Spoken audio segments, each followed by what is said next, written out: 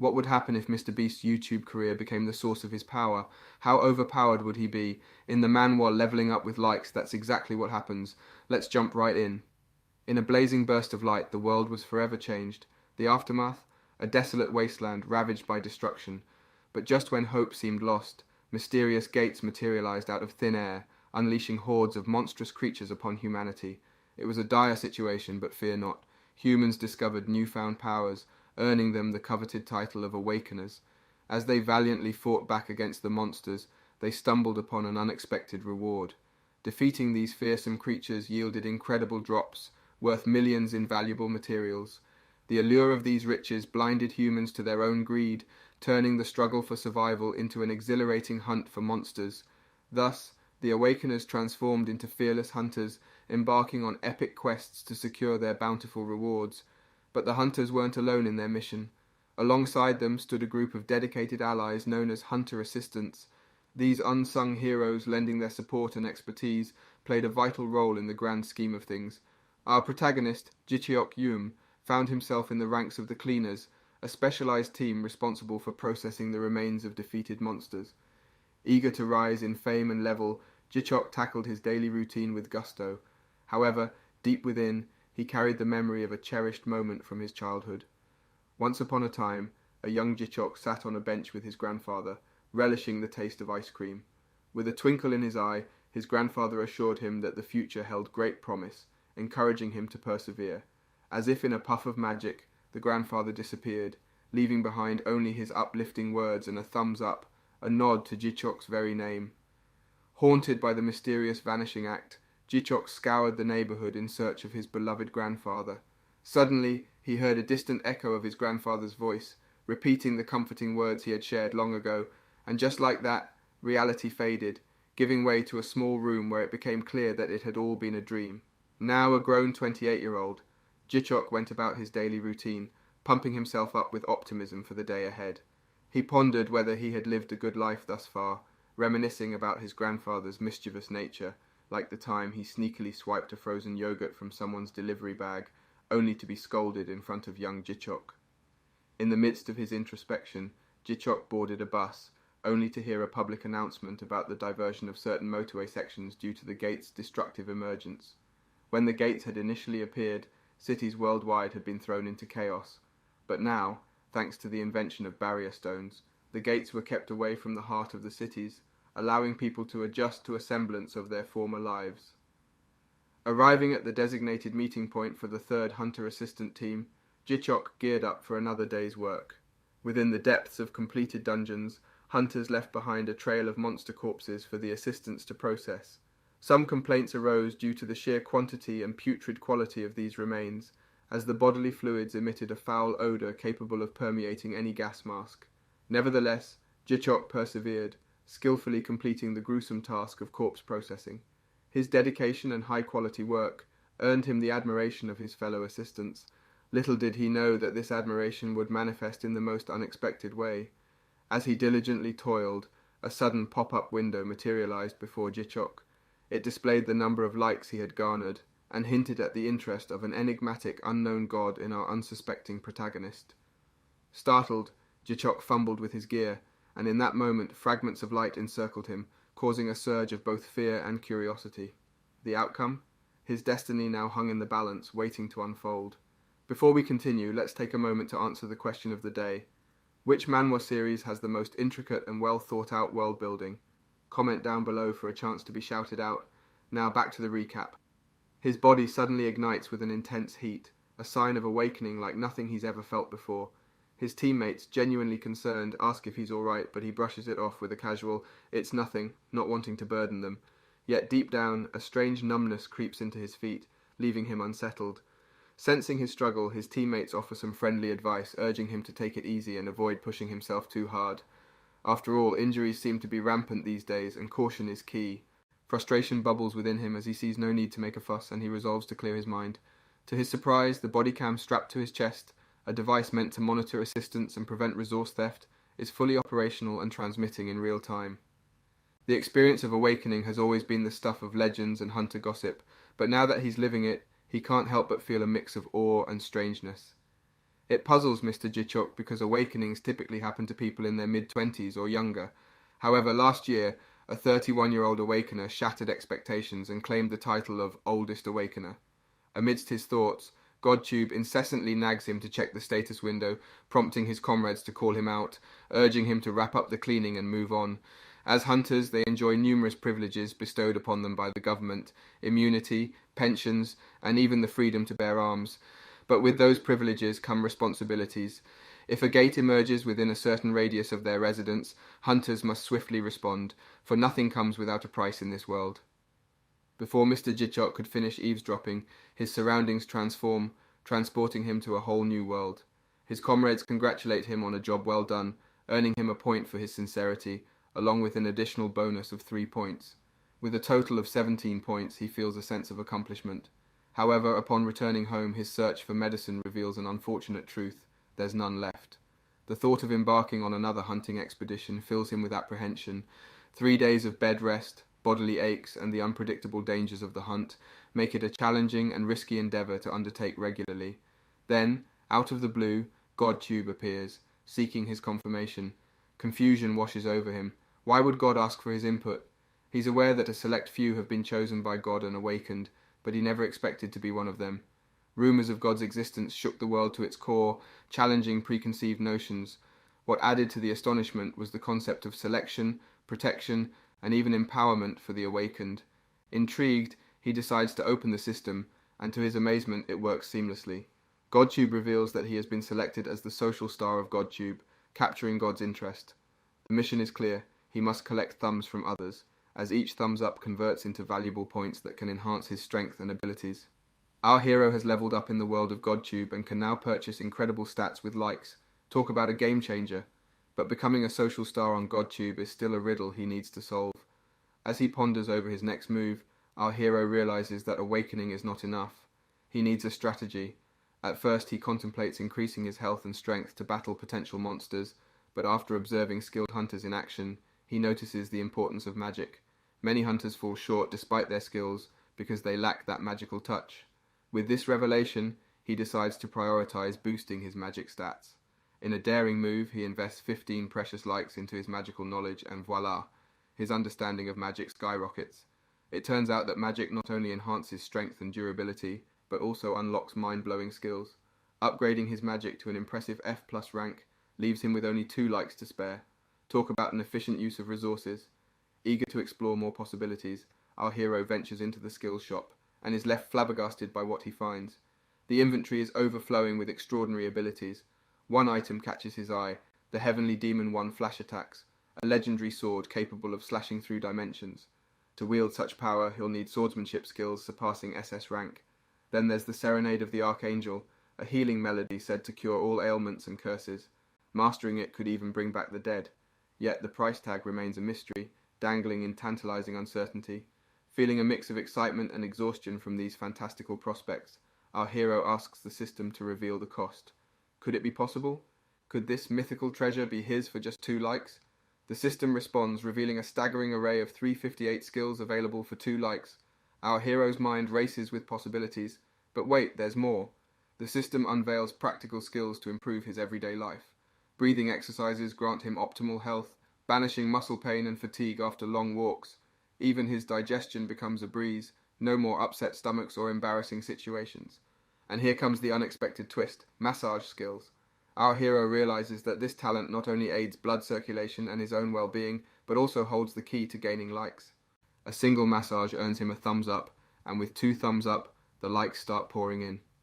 Determined to unlock this golden skill, our hero wastes no time and visits the Hunter Assistant head office the next day. With a warm greeting to his comrades, who are impressed by his diligence, he engages in a friendly conversation with Mr. Kim. As they chat, our hero pitches the idea of uploading bodycam videos, just like other hunters do on their channels. However, Mr. Kim expresses concerns about confidentiality. Despite the uncertainty, their conversation ends on a positive note, with Mr. Kim giving our hero a resounding thumbs up. It's lunchtime at the cafeteria, the perfect moment for some tasty food and interesting conversations. The hunters gather around, eager to indulge in a delicious side dish. But there's a catch. If they eat too much, they might encounter a peculiar problem. their ability to eat after touching some spine-chilling corpses. Talk about a spooky lunch break. Amidst the chatter, Mr. Kim raises an intriguing question. Should he ask the head office for permission to privately broadcast his adventures with a body cam? The rumours are spreading like wildfire, reaching everyone's ears.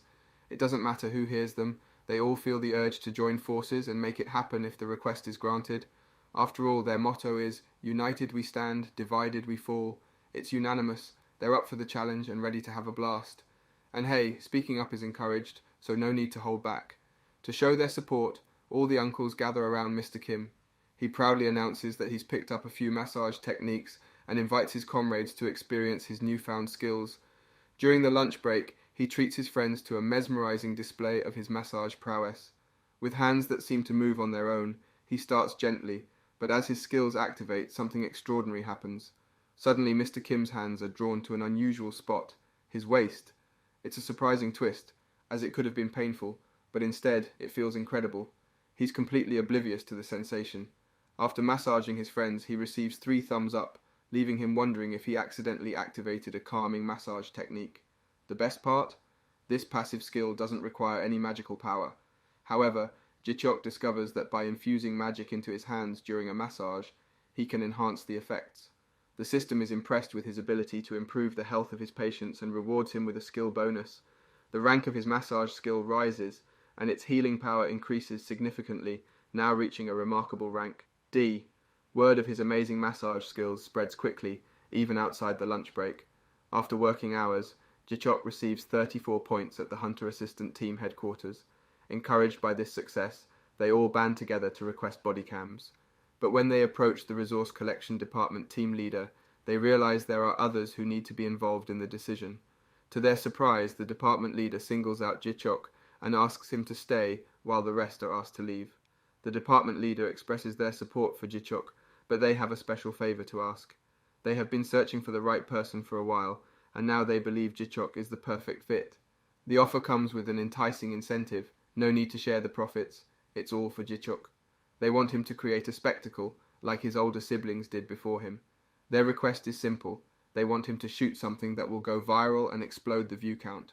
However, Ji-chok declines the offer, believing that it's best to involve an expert for such endeavors.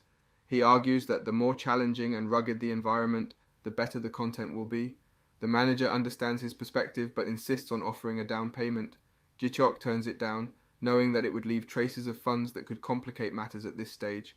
However, the manager promises substantial rewards once Ji-chok reaches the next level of his journey. Ji-chok's colleagues can't stop bragging about their company's stellar ratings.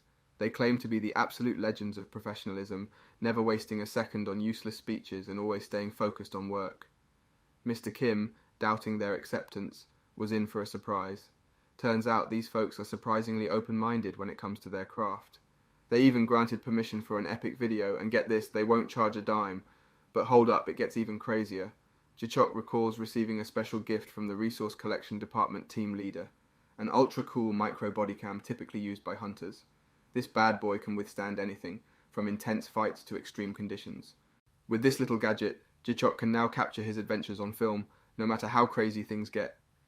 Just when Ji-chok was engrossed in reading the automatic data transfer, things took a hairpin turn. The car suddenly started shaking like a roller coaster ride gone wrong. Before he knew it, the bus flipped, causing him excruciating pain, and oh boy, blood started gushing out. It felt like his body was put through a blender. But guess what? Ji-chok doesn't let adversity get the best of him. Drawing upon his massage skills, he first tends to his own battered body, and then, being the superhero he is, he lends a helping hand to others injured on the bus. Talk about going above and beyond. Amidst the chaos, Ji-chok stumbles upon a seriously gnarly wound he never could have imagined. However, instead of panicking, he takes a deep breath and calmly tends to the injured person, ensuring they receive the best treatment possible. And guess what? The system shows that the wounds are already starting to heal. No more abnormal conditions or fainting spells. Ji-chok's massage proficiency is skyrocketing. Ji-chok sensed something explosive in the air, but instead of rushing outside to investigate, they hesitated. After all, there could be dangerous creatures lurking beyond the door. Safety first, they decided. Ji-chok suggested waiting a little while longer, holding off on any immediate actions. Once they finished administering first aid, Ji-chok planned to venture outside. Interestingly, their massage skills had leveled up, granting them an additional perk. From now on, every massage they performed would earn them an automatic thumbs up. Talk about popularity. One of the passengers on the bus remarked how fortunate they were to have a healer-type awakener in their midst. It made the whole experience quite enjoyable. Though it was just basic first aid, Jichok couldn't help but get a bit distracted. Suddenly they remembered something important. Had they accidentally turned on their camera? Apparently the camera would activate in the presence of strong shocks or monsters.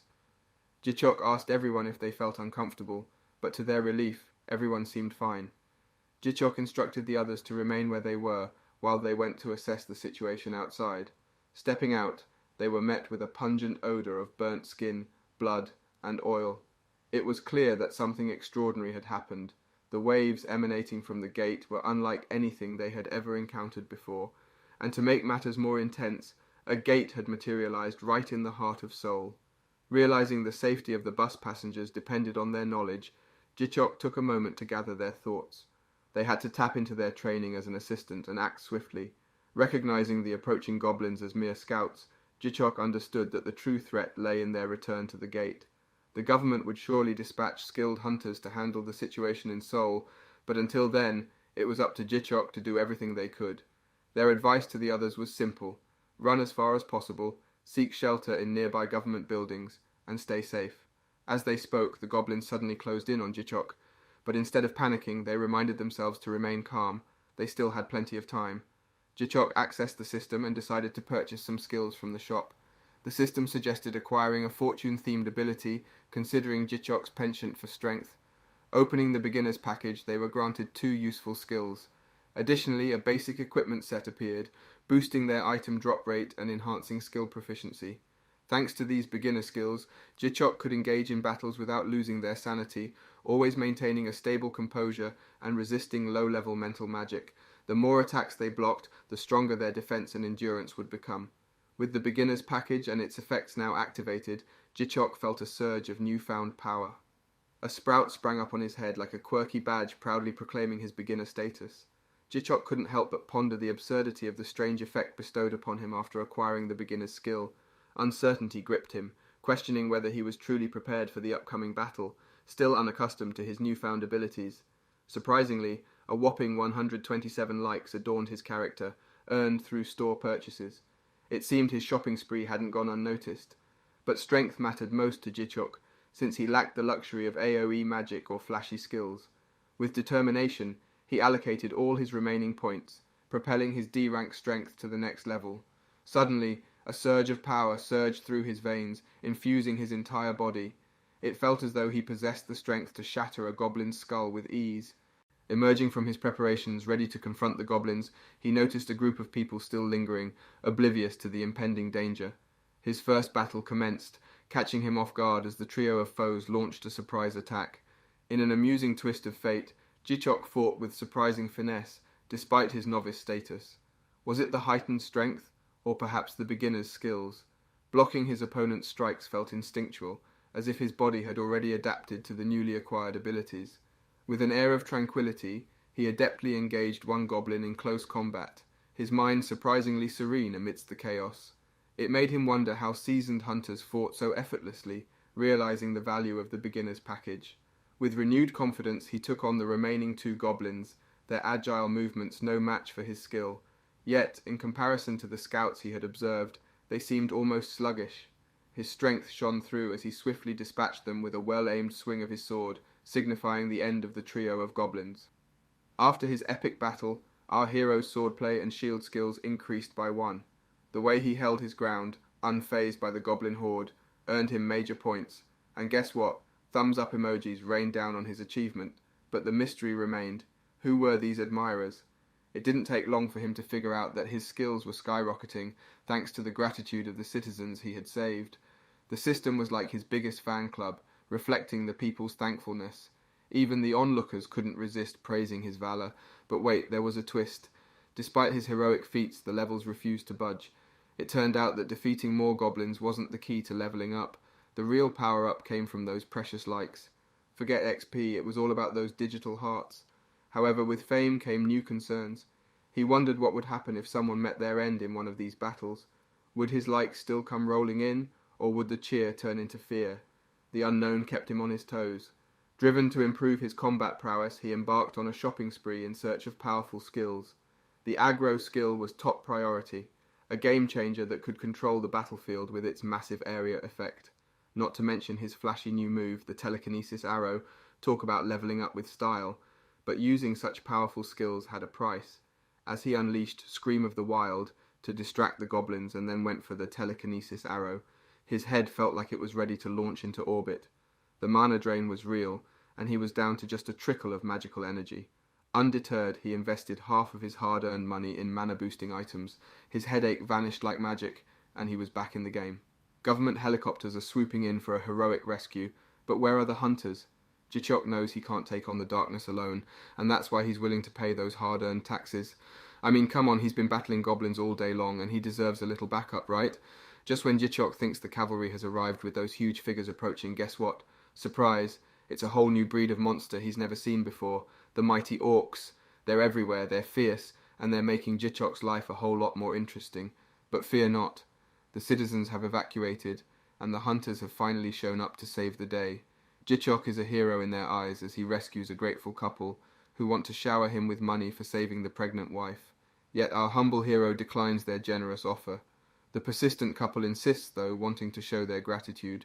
It's a little embarrassing for Jichok because he's just doing what he's supposed to, telling them not to worry and to get tested. But little does he know, his integrity has impressed the citizens so much that he racks up 100 points, and the points just keep on coming. Another man approaches Jichok, singing praises for his responsive attitude, and adds 30 more points to his score. Even the man he saved admits his fears about the hunters arriving too late, but this time the casualties have been kept to a minimum. Phew, now here's the plot twist. Jichok may have recently awakened, but boy does he have some serious skills. The public official is in awe of his multiple talents, considering him as rare as a unicorn.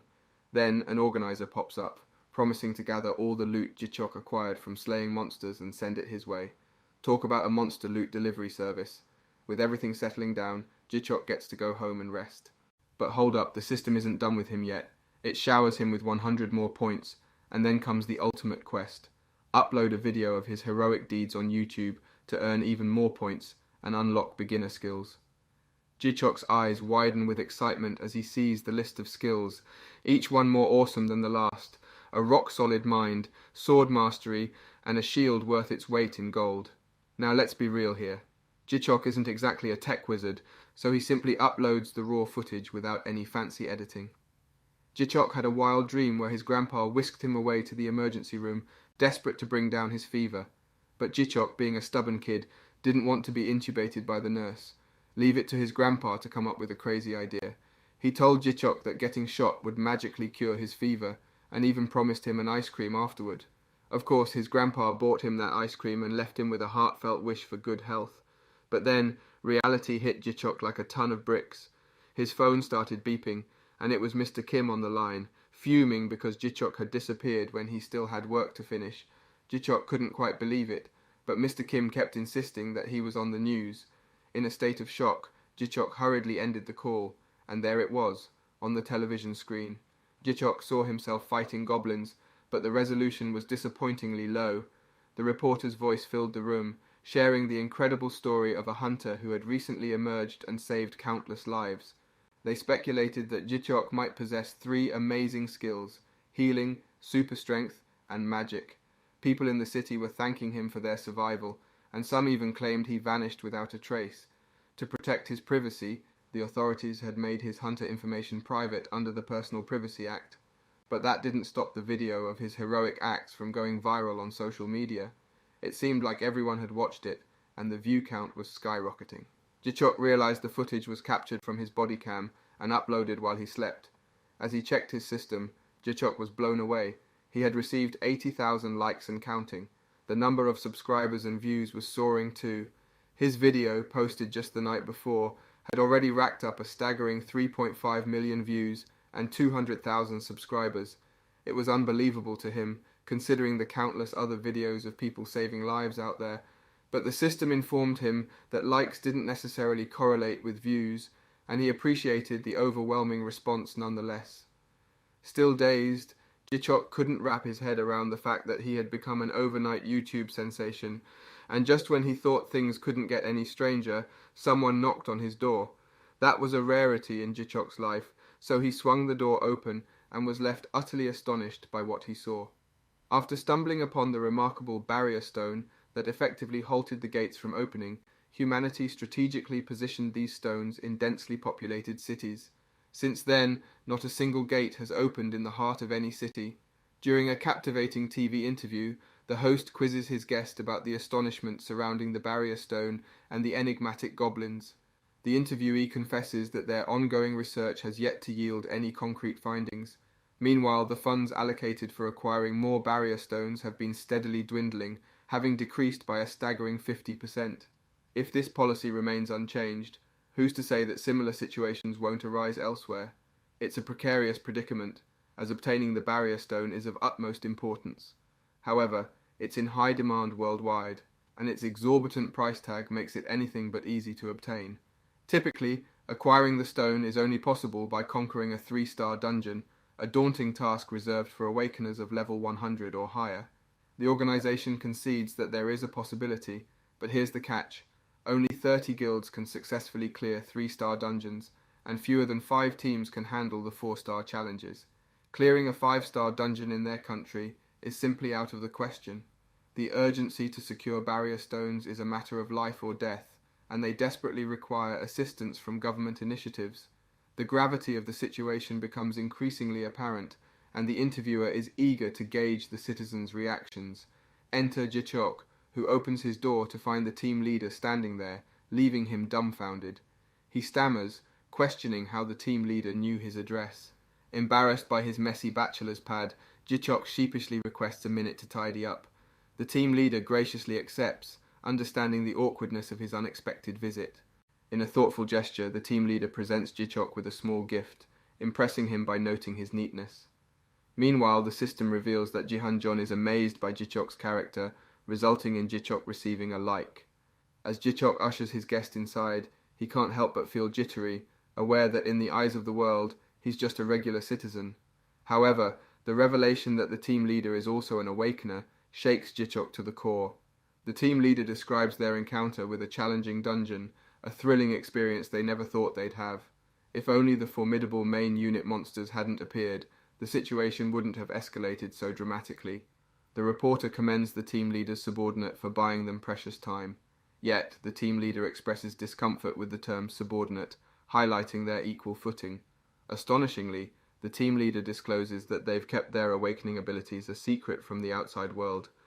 Unbeknownst to the team leader, Jichok is also an awakener, and witnessing the team leader's dedication in the last scene fuels his inspiration. Jichok humbly interjects, explaining that he barely survived thanks to the timely arrival of other hunters. Bluntly, the team leader confesses that he barged into Jichok's home because he wants to make him an offer. Although Jichok is a mere hunter assistant and a non-regular employee, his awakener status should elevate him to full-fledged hunter status. Therefore, the team leader proposes signing a contract with him. Astonished and flattered, Jichok finds himself in disbelief as the third-generation scion of the prestigious Jongha company personally scouts him. It's an unprecedented opportunity, since talented rookies are often overlooked. Jichok, overwhelmed, can only manage a bewildered response, admitting that the sudden offer catches him off guard. The understanding team leader agrees, urging Jichok to take his time to contemplate the proposal. Despite being the ones extending the offer, Jichok can't help but feel intimidated, silently urging himself to muster confidence. He expresses gratitude to the team leader while requesting some time to review the terms and conditions first. Jihanjeon, the team leader, accepts Jichok's request, emphasizing the importance of discussing the details thoroughly. Jichok notices that Jihanjeon employs a skill to assess the sincerity of his words, a high-ranking ability. Curious about how Jichok can discern the skills being used on him, he wonders if it's his unique system that grants him insight into people's moods and statuses. In an attempt to resist, Jichok activates his beginner's skill and fortifies his resolve. However, his resistance proves futile, as his rank falls short. Realizing he shouldn't lie, Jichok decides to be honest with the team leader. To his relief, Jihanjeon understands Jichok's concerns and affirms his desire to offer him everything their company can provide.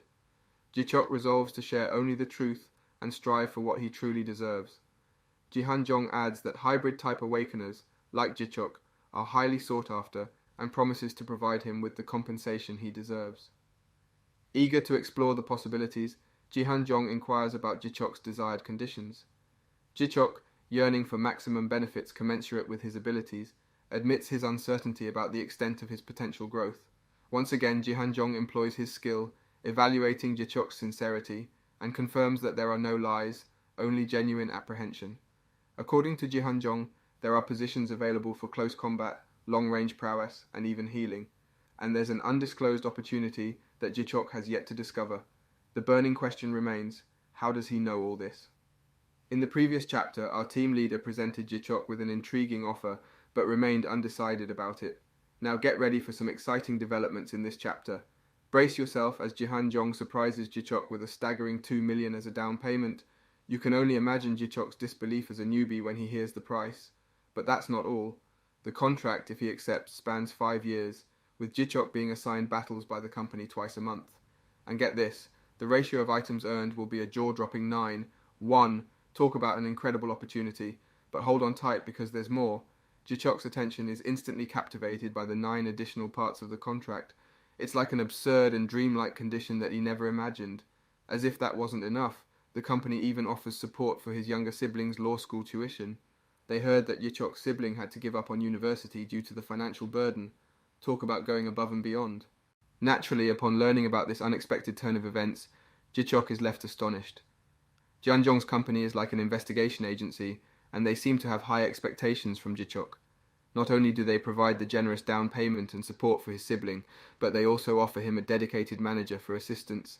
It's clear they see great potential in our protagonist. Jichok finds himself questioning if this newfound situation is too good to be true. Can someone's life really change this drastically in just one day, all because of a broadcast appearance?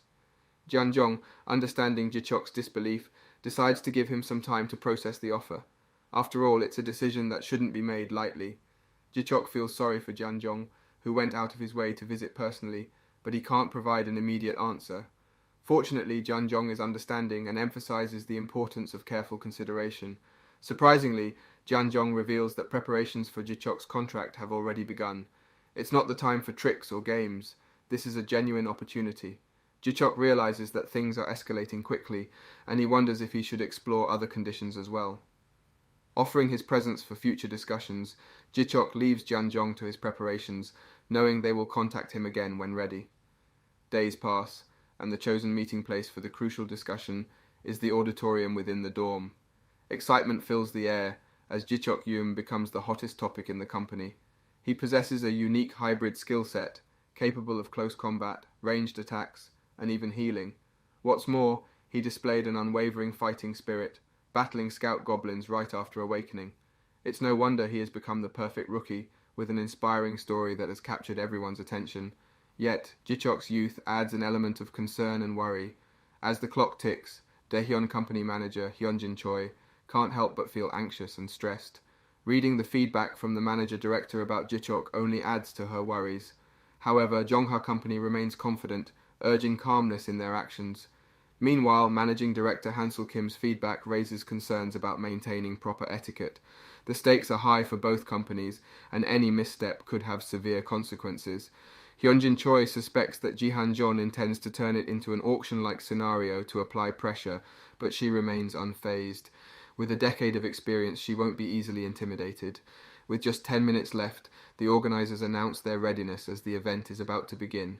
Among the buzz, a reporter shares how the director expressed a strong conviction in choosing Jichok, urging the reporter to secure him at all costs. However, doubts arise regarding the adequacy of the managing director's offer.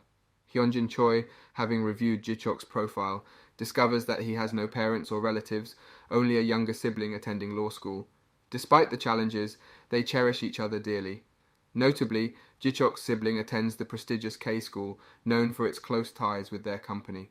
Hyunjin Choi takes note of this as she makes her decision. As the 30-minute time limit expires, Jihanjeon announces that everyone should have made their decisions regarding the offer. It's now time to reveal which path the Daehyun company will take. What will happen next? Find out next time by staying tuned for our future recaps. Don't forget to like and subscribe for more great recaps. Welcome back. Last time our protagonist was getting ready for the many offers coming his way to join a group. It all started with the Daehyun group, the powerhouse in construction, stepping up to the plate. Leading the charge was the dynamic Hoonjin Choi, manager of their external sales department. She kicked off the conversation with a bang, proposing an irresistible deal to win over Ji Cheok. To catch Ji Cheok's attention, she suggested a jaw-dropping down payment of 4 billion won. But that's not all. This contract would span 5 years, with a fantastic 85-15 ratio of items earned. And wait for it, Daehyun Group was even ready to support Ji Cheok's younger brother in pursuing a law degree at the prestigious K University. They weren't cutting any corners either, providing a generous housing allowance. Hold on tight because we're just getting started. Not to be outdone, the Jongha Group, renowned worldwide in their field, stepped up next. Jihan Jong, their charismatic representative, unveiled an offer that would make anyone's head spin. Brace yourself. Ji Cheok was promised a mind-boggling $8 billion in down payments. As if that weren't enough, they threw in a rare gemstone called a B-grade awakening stone, capable of awakening ordinary folks. Talk about unlocking hidden potential. With these tempting offers on the table, Ji Cheok found himself in a tough spot. He was unsure of his abilities and uncertain about which path to choose. However, our hero managed to keep his cool, drawing strength from the countless hunter corpses he had bravely collected. That's one way to maintain composure. But wait, the excitement doesn't end there. While Ji Cheok took some time to mull over his options and consult with his brothers, the participating companies were asked to summarize their contract terms. Before we continue, let's take a moment to answer the question of the day. If you could revive one deceased character from a Manhwa series, who would it be? Comment down below for a chance to be shouted out. Now back to the recap. In a room filled with anticipation, Jian Jiang handed his brother a contract that could awaken their dormant powers. But oh boy, that document was thick. Ji Cheok couldn't help but express his reservations. He wanted to protect his brother after all. Understanding his concern, Jihan Jiang reassured him, having already given Ji Cheok plenty of space to make his own choices. After some contemplation, Ji Cheok decided to take the plunge and signed the Awakener contract. And what a sweet deal it was. He received a whopping 8 billion won as a down payment, along with a shiny B-rank awakening stone. Suddenly, the future seemed full of possibilities. However, Ji Cheok wasn't quite sold on where to sign the contract after awakening. It was as if all the unfavorable terms magically disappeared. Maybe luck was on his side, and he could snag an even better A-rank contract. Before bidding Ji Cheok farewell, Jihan Jiang wished him all the best. And as a parting gift, he left Ji Cheok with a mysterious present, instructing him to open it upon his return. Excitement tingled in the air as the brothers prepared to leave. But wait, who's that? It's Hoonjin Choi, the manager of the external sales department at Daehyun. Did she come because of the contract? Ji Cheok had already signed with the Jongha Group, but it seemed like she wanted to prevent any misunderstandings. Little did she know Jongha Group was the last place she wanted Ji Cheok to end up. Curiosity piqued. Ji Cheok asked Choi about her concerns and where they stemmed from. She explained that the company was currently embroiled in turmoil, and she worried it might be tough for Ji Cheok. To add to the intrigue, Young Jihan, their boss, was once dubbed the Jongha Group's maniac and had a mysterious past as the chairman's abandoned grandson. Ji Cheok's mind swirled with suspicions. While he had heard whispers about other company scions, he realized he knew little about Jung Jihan. Perhaps his sudden appearance after lying low for so long raised some red flags. If Ji Cheok still had a hot temper, things could get complicated. On the other hand, if he could handle it, well, that meant he was up for the challenge. As Hoonjin Choi's revelations sank in, fear crept into Ji Cheok's heart. Why hadn't Jihan Jiang and Ji Cheok himself mentioned any of this before the contract? The uncertainty was unsettling. After the unexpected conversation, Hoonjin Choi apologized for taking up his time and offered some advice, framing it as a senior hunter's concern. Ji Cheok couldn't help but oppose her, thinking she was merely worried about him. Before parting ways, Choi handed Ji Cheok her business card, just in case the contract went awry. She assured him that Daehyun Group would be there to offer better conditions if he needed it. Ji Cheok's brother, eager for answers, inquired about their conversation.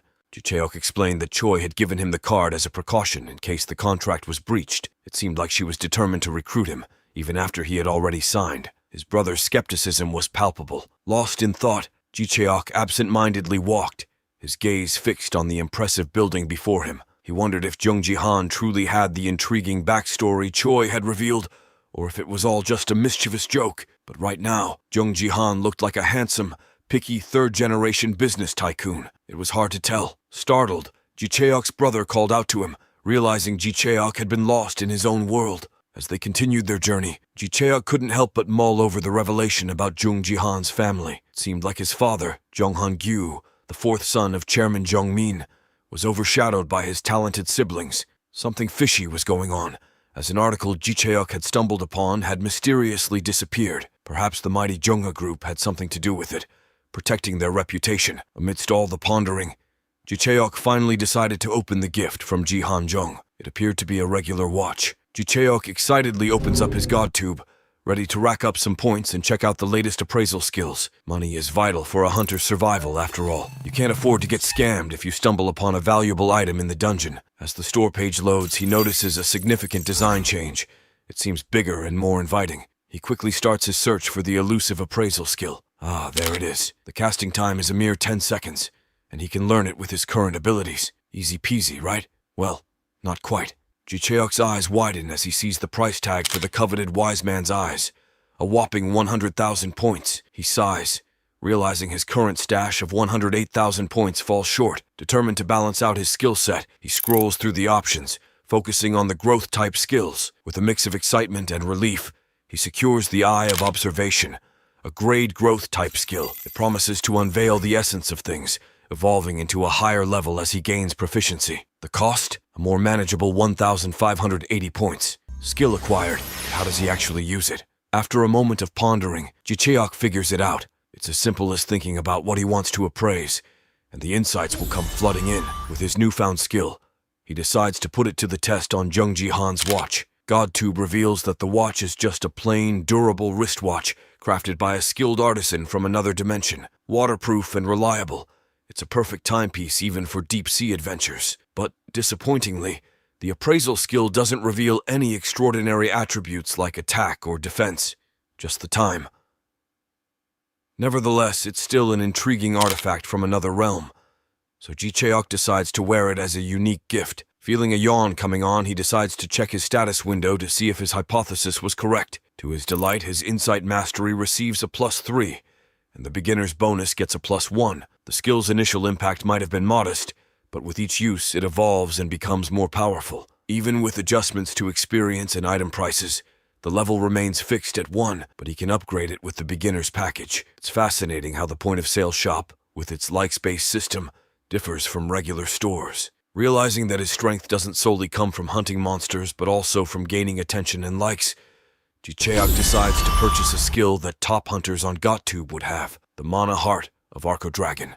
This skill harnesses the heart of a magical race, the dragon, to gather mana. Intriguing, right? But wait, there's more. He also acquires the Arcane Circle of Magic Recovery, which boosts mana recovery by 200% when standing above the drawn magic circle. Plus, the Sylph's Blessing skill calls upon a group of spirits to bless him, surrounding him with a green light that amplifies his attack power and agility. Ji-cheok spends his time repeatedly using these skills to improve his proficiency. Back at his house, his bank account receives a mind-boggling deposit of 8 billion units. A call from his team leader confirms the transaction, and soon after, his brother knocks on the door, amazed at the sight of game-like money. Since they both live in rented houses, they decide it's time to find a place to live together, prioritizing a sturdy house that suits Ji-cheok's job. Just when things couldn't get any better, Ji-cheok receives a call that his written hunter examination is over. Being a former hunter assistant grants him exemption from the written test, allowing him to jump straight into the practical exams, the legendary Hunter exam, where aspiring awakeners battle their way into the esteemed agency. This high-stakes test is divided into 2 parts, a written challenge and a practical showdown.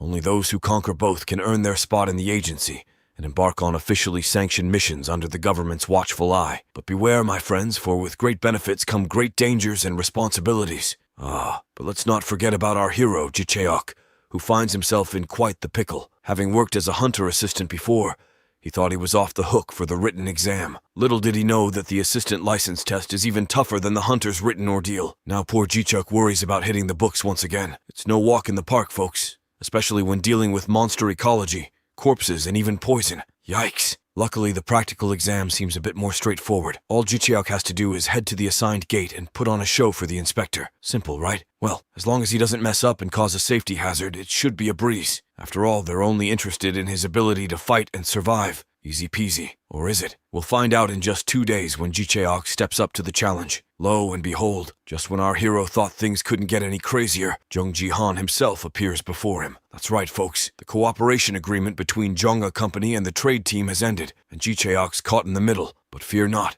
for Ji-han has a proposition. If Ji-cheok spills the beans about his abilities, they'll hook him up with the perfect equipment. The more details he provides, the better the gear. Talk about a tailor-made package. Of course, if Ji-cheok prefers to keep his powers under wraps, he can do so. But Ji-han warns that secrets have a way of surfacing during battles. Better to be honest, folks. The adventure takes an unexpected turn as Ji-cheok finds himself in a serene corner of Seoul. Behold, the safe house complexes where Jonga Company's hunters reside. Ji-han reveals that Daehyun Company is snatching up talented hunters left and right, and to keep their own elite team intact, Jonga has built these impressive complexes. Talk about swanky digs, folks. Ji-cheok's eyes widen at the entrance, and Ji-han offers to put him in touch with the realtor right away. After all, who wouldn't want to call this mansion home? Sure, it's not brand new, but it's got history. Apparently, the former owner tragically met his end in a dungeon. What a story, eh? Ji-cheok gets a glimpse of the late owner in a photograph, and Ji-han spills the beans about their relationship. Turns out the owner was Ji-han's uncle's right-hand man,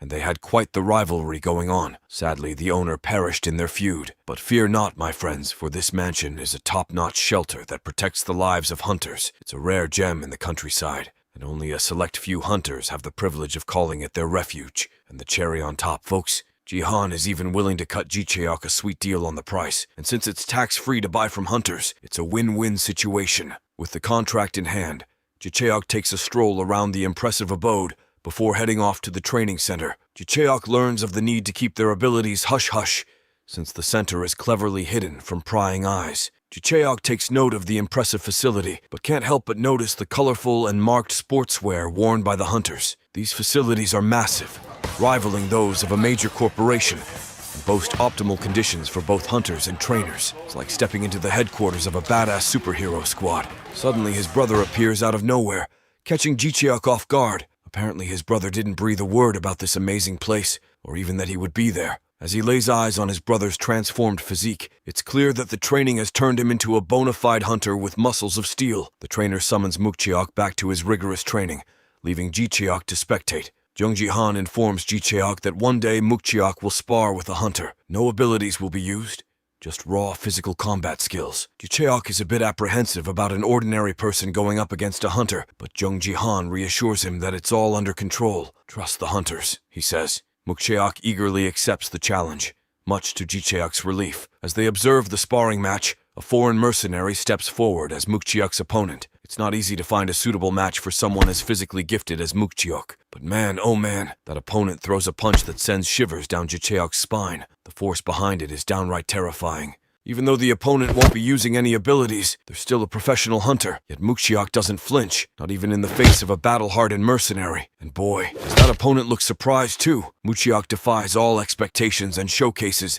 a hidden capability that catches everyone by surprise. Despite his studious appearance and recent foray into training, Mukcheok proves himself to be a force to be reckoned with. Not only has he never faced a seasoned hunter before, but he manages to land a solid blow on his foreign opponent's jaw, leaving him unable to retaliate. As Mukcheok's attacks continue to frustrate the foreigner, it becomes clear that the Jonga Company's reputation is at stake. If the foreigner were to lose to this novice, it would undoubtedly tarnish his standing within the company. Driven by desperation, the foreigner unleashes his skills and abilities as an awakener, causing Mukcheok to pass out. The astonishing turn of events leaves everyone, especially Mukcheok's infuriated brother, in disbelief. Ji-cheok rushes to his brother's side, alarmed by the sight of him coughing up blood, determined to help. He urgently calls for medics while expressing his disbelief that his brother's opponent would resort to using his abilities when faced with defeat. The trainers try to reason that the intensity of the sparring caused an accidental use of skills, but Ji-cheok finds it hard to believe that a mistake would be accompanied by such a teasing expression. As Ji-cheok tends to his brother's injuries, applying his limited knowledge of first aid, he earns valuable proficiency experience points. However, the severity of Mukcheok's condition surpasses his expertise. The agency explains that since the foreigner is unaccustomed to sparring with ordinary individuals, controlling his abilities became a challenge. They promise to caution him about this flaw. Soon, the rescuers arrive, prompting the onlookers to make way for Mucheok's transfer. Before parting, Jicheok makes a heartfelt promise to his unconscious brother. He will ensure that Mucheok's opponent kneels before him and sincerely apologizes. With determination in his eyes, Jicheok vows that everything will be okay. In a surprising turn of events, Jung Ji-han, remorseful for their failure to manage the situation, approaches Ji-cheok and offers his apologies. However, Ji-cheok's anger flares up when Ji-han suggests settling the matter with mere compensation. Seeking justice, Ji-cheok demands the opportunity to spar with Mucheok's opponent himself. He yearns to personally receive an apology and engage in a fair fight as an awakener. In an electrifying turn of events, the fierce battle between Mucheok and his opponent Shelton takes an unexpected twist. Shelton, known for his defensive prowess, agrees to spar with Jicheok, Mucheok's rookie teammate. However, he's not willing to simply apologize if he loses. Instead, he promises to kneel and offer his heartfelt apologies, just as Jicheok desires. To level the playing field for the newly awakened Jicheok, Shelton proposes a thrilling handicap. He allows Jicheok to initiate the first 3 combos, where weapons clash against each other. Excitement fills the air as Jicheok,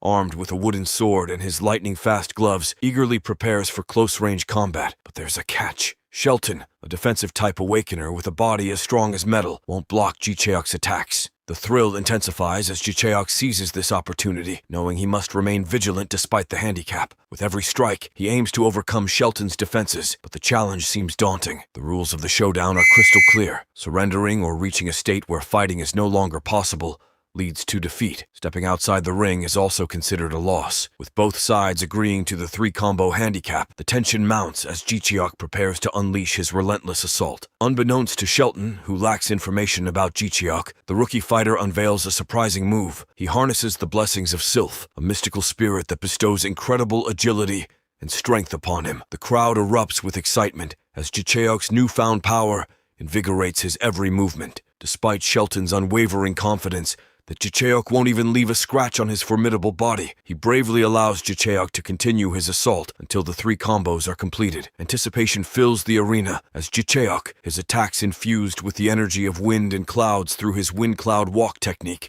seeks to breach Shelton's defenses. Jicheok, armed with his trusty wooden sword, faced off against the relentless onslaught of Shelton's attacks. With lightning-fast reflexes, he gracefully dodged every punch and maneuver, leaving everyone around them in awe. It was hard to believe that Jicheok was just a beginner, showcasing such extraordinary skills. Shelton, underestimating Jicheok's close combat abilities, failed to gain an upper hand. Realizing that he couldn't block all of Shelton's punches, Jicheok devised a clever strategy. He targeted the weak spots in Shelton's iron body, aiming to deliver a decisive blow using a volley of precisely aimed arrows. As the fight reached its climax, Shelton found himself unable to continue. Concerned spectators intervened, fearing Jicheok's potential to deliver a fatal blow. Despite their best efforts, calming down Jicheok proved to be a challenge. It was only when the team leader stepped in, restraining and soothing him, that the situation finally settled. During his recovery, Jicheok overheard the astonished whispers of onlookers. They couldn't fathom that this seemingly ordinary rookie had emerged as an unstoppable opponent. Regardless of whether he possessed any innate talent or extraordinary skills, Jicheok's movements and defensive blocks were nothing short of incredible. His experience and intuition in selecting the right skills at the right time were truly remarkable. Those who had witnessed the battle were left in disbelief, wondering if Jicheok was somehow protected by a divine entity. How else could he have seamlessly utilized a combination of spirit skills, shadow skills at the same time? Jung Ji-han's sister, Biga Jung, makes an unexpected entrance. Born out of wedlock, she was the prodigious child of the second son of Jongga Company and the foremost mechanical master in Seoul. Biga Jong had reached the pinnacle of mechanical magic, and she wowed everyone with her latest creation, a stealth-equipped drone. To Jung Ji-han's surprise, his sister appeared out of nowhere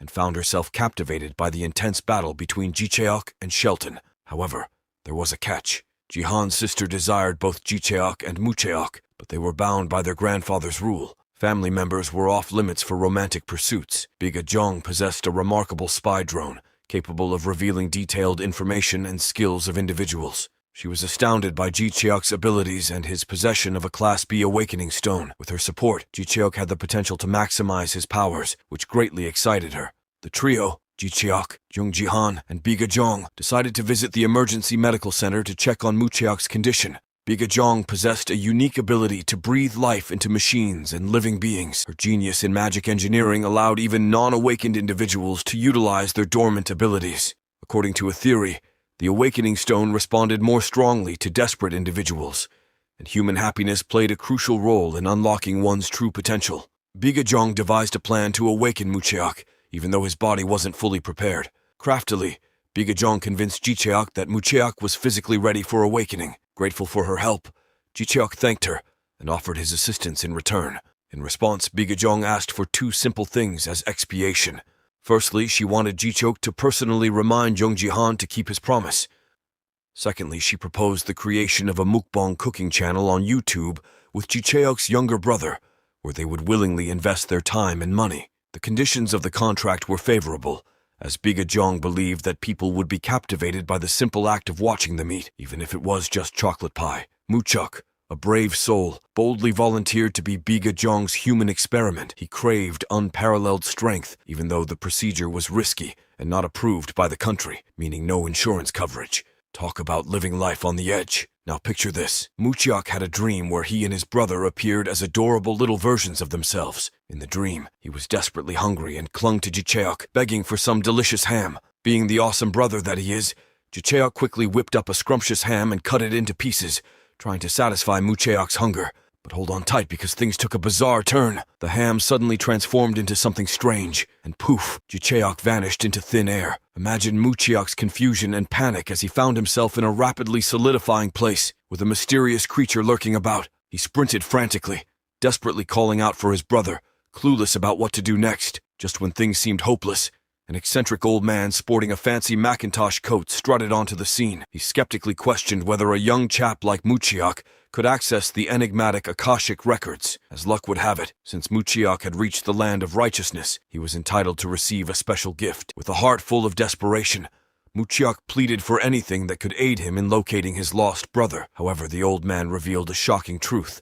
Mucheok's origin from ink made it tricky to assist him with the singularity conundrum. Nevertheless, this wise yet quirky fellow conjured up a mesmerizing power from his hand, causing Mucheok to vanish from sight. Mucheok woke up, his mind filled with the euphoria of success. Bigajong's elation was evident as she saw Mucheok return from his first test, the initial experiment having gone splendidly. She couldn't help but ask if he had encountered the old man, leading Mucheok to realize that what he experienced was more than just a dream. To his surprise, when Bigajong scanned him, he received an unexpected A grade. Inside the training chamber, Jongjihan enlightened Mucheok about the remarkable powers hidden within the records of the Abyss Library. These scripts could be used to launch powerful attacks against enemies or provide aid to allies. Eager to test his own skills and unsure of their effectiveness, Mucheok decided to demonstrate them to Jongjihan. Nervous but determined, he gave it his all. As Mucheok conversed innocently with the team leader, Jicheok sensed that his younger brother was concealing something. Like a writer and artist,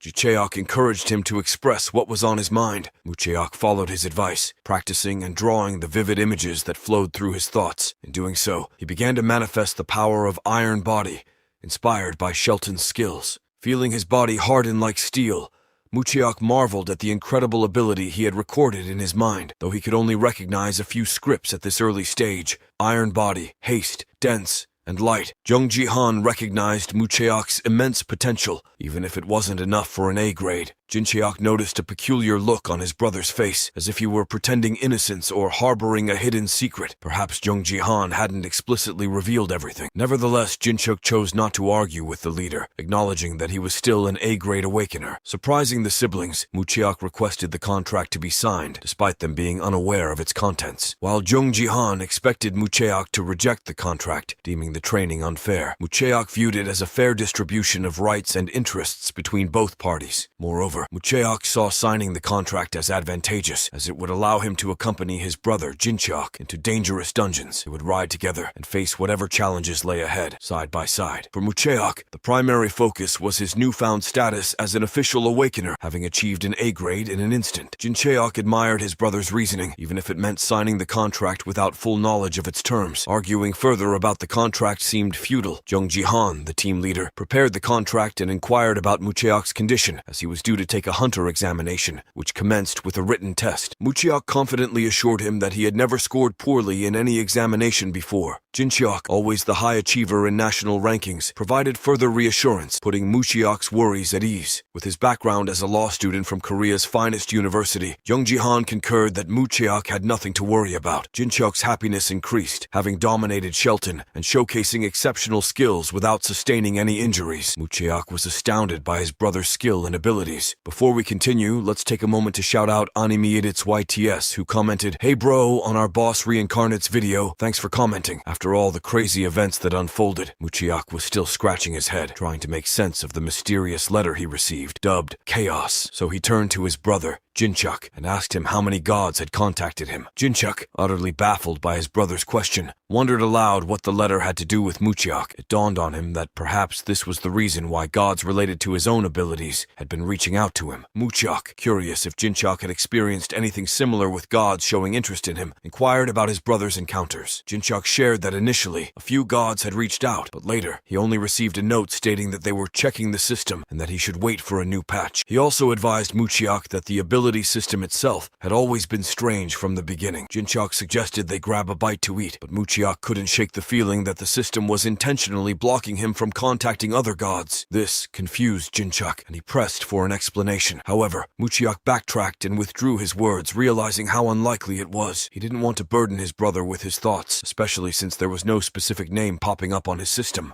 But the gods who had chosen Mucheok all seemed connected to a mysterious figure called Four Eyes Record the Truths, whom they suspected to be Changji due to the related messages. Changji was rumored to have invented the Chinese writing system and was considered a powerful god, even referred to as a deity. Although his true identity remained a mystery, one thing was clear. Changji held immense power, and Mucheok might gain a skill related to Chinese characters. This meant there was great potential for Mucheok's awakening to reach an A-class level. Discussing the gods further, Jincheok playfully wondered if he could acquire ancient magic skills from the god of magic in Egypt, known as Thoth. Mucheok, having discovered the hieroglyphs of Egypt, believed it was possible, given Thoth's association with knowledge and magic. Jincheok couldn't believe the fascinating connection between the Chaos Letter and the Asian gods reaching out to his brother. One particular god, Huang Hui, was especially familiar to both brothers because whenever Hangul, the Korean writing system, was mentioned, they couldn't help but think of him. Mucheok also learned that even non-gods had the ability to choose a hunter. With Egyptian hieroglyphs,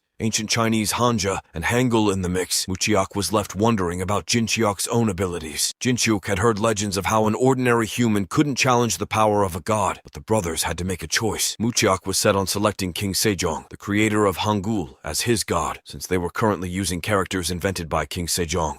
It made sense to receive a bonus for any actions related to Hangul. Jincheok agreed, recognizing the advantage of having abilities aligned with their own culture.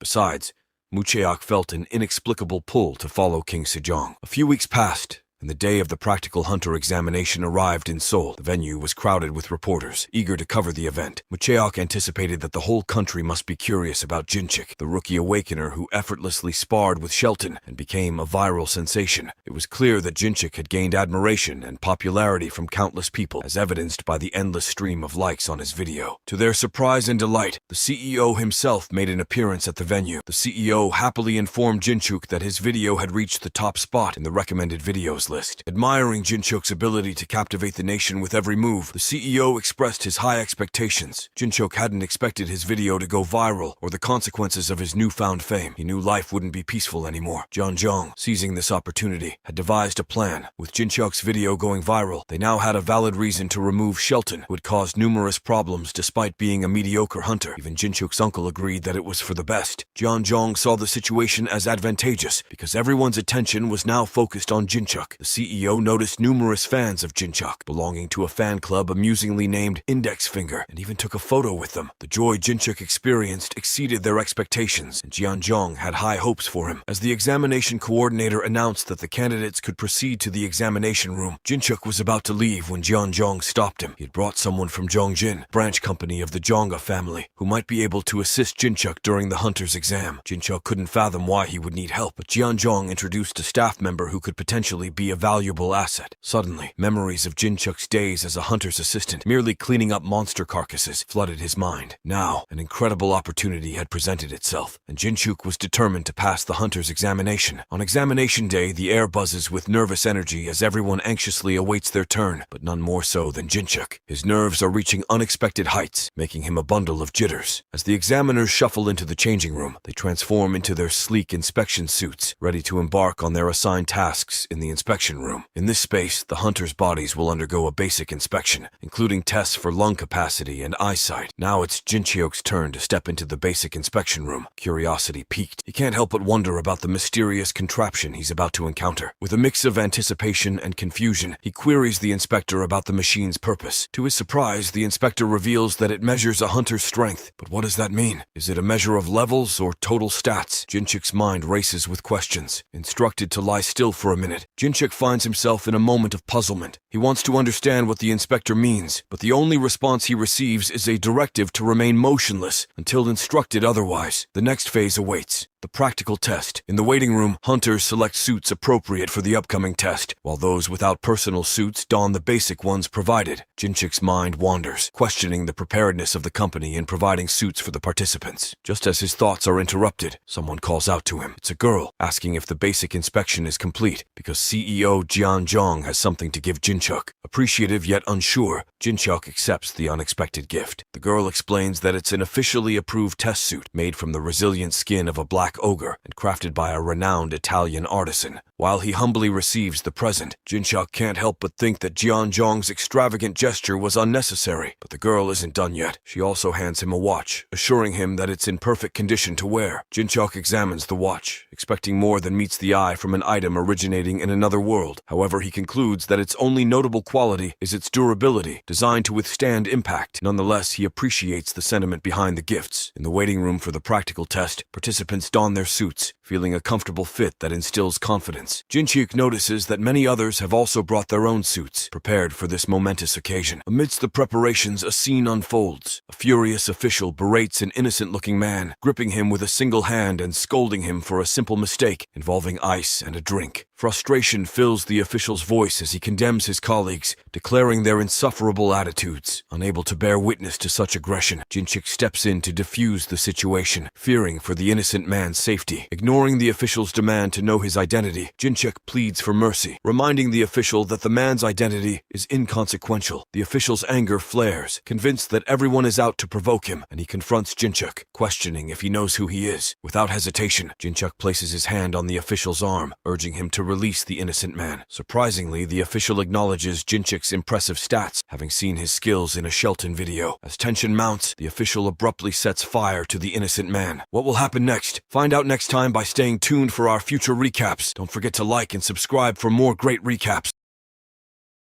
Welcome back. Last time, our protagonist set fire to an innocent man. Ouch! Let's jump right in. The red-haired man uses his skill and blows fire on the innocent and normal man with whom he fought. Enter our protagonist, Jinchuk, who is infuriated by the red-haired man's blatant disregard for others. Jinchuk confronts him, reminding him that using such powers to harm ordinary people is unacceptable. However, the red-haired man confidently boasts about his protection under the International Hunter Protection Treaty, claiming he can do as he pleases without consequences. This response only serves to further rile up Jinchuk, who refuses to let him off the hook without a proper reprimand. In an epic moment, Jinchuk forcefully grabs the red-haired man's arm, inflicting a significant injury. The official present questions if Jinchuk used a curse skill he did during his previous fight with Shelton. Jinchuk confirms this, adding that he also possesses a healing skill, ensuring that any burns inflicted will quickly mend. The red-haired man is left astonished by this revelation, but his anger only intensifies. Jinchuk advises him to calm down, reminding him that he's still new to the awakened world and shouldn't flaunt his strength among dangerous individuals. If he persists,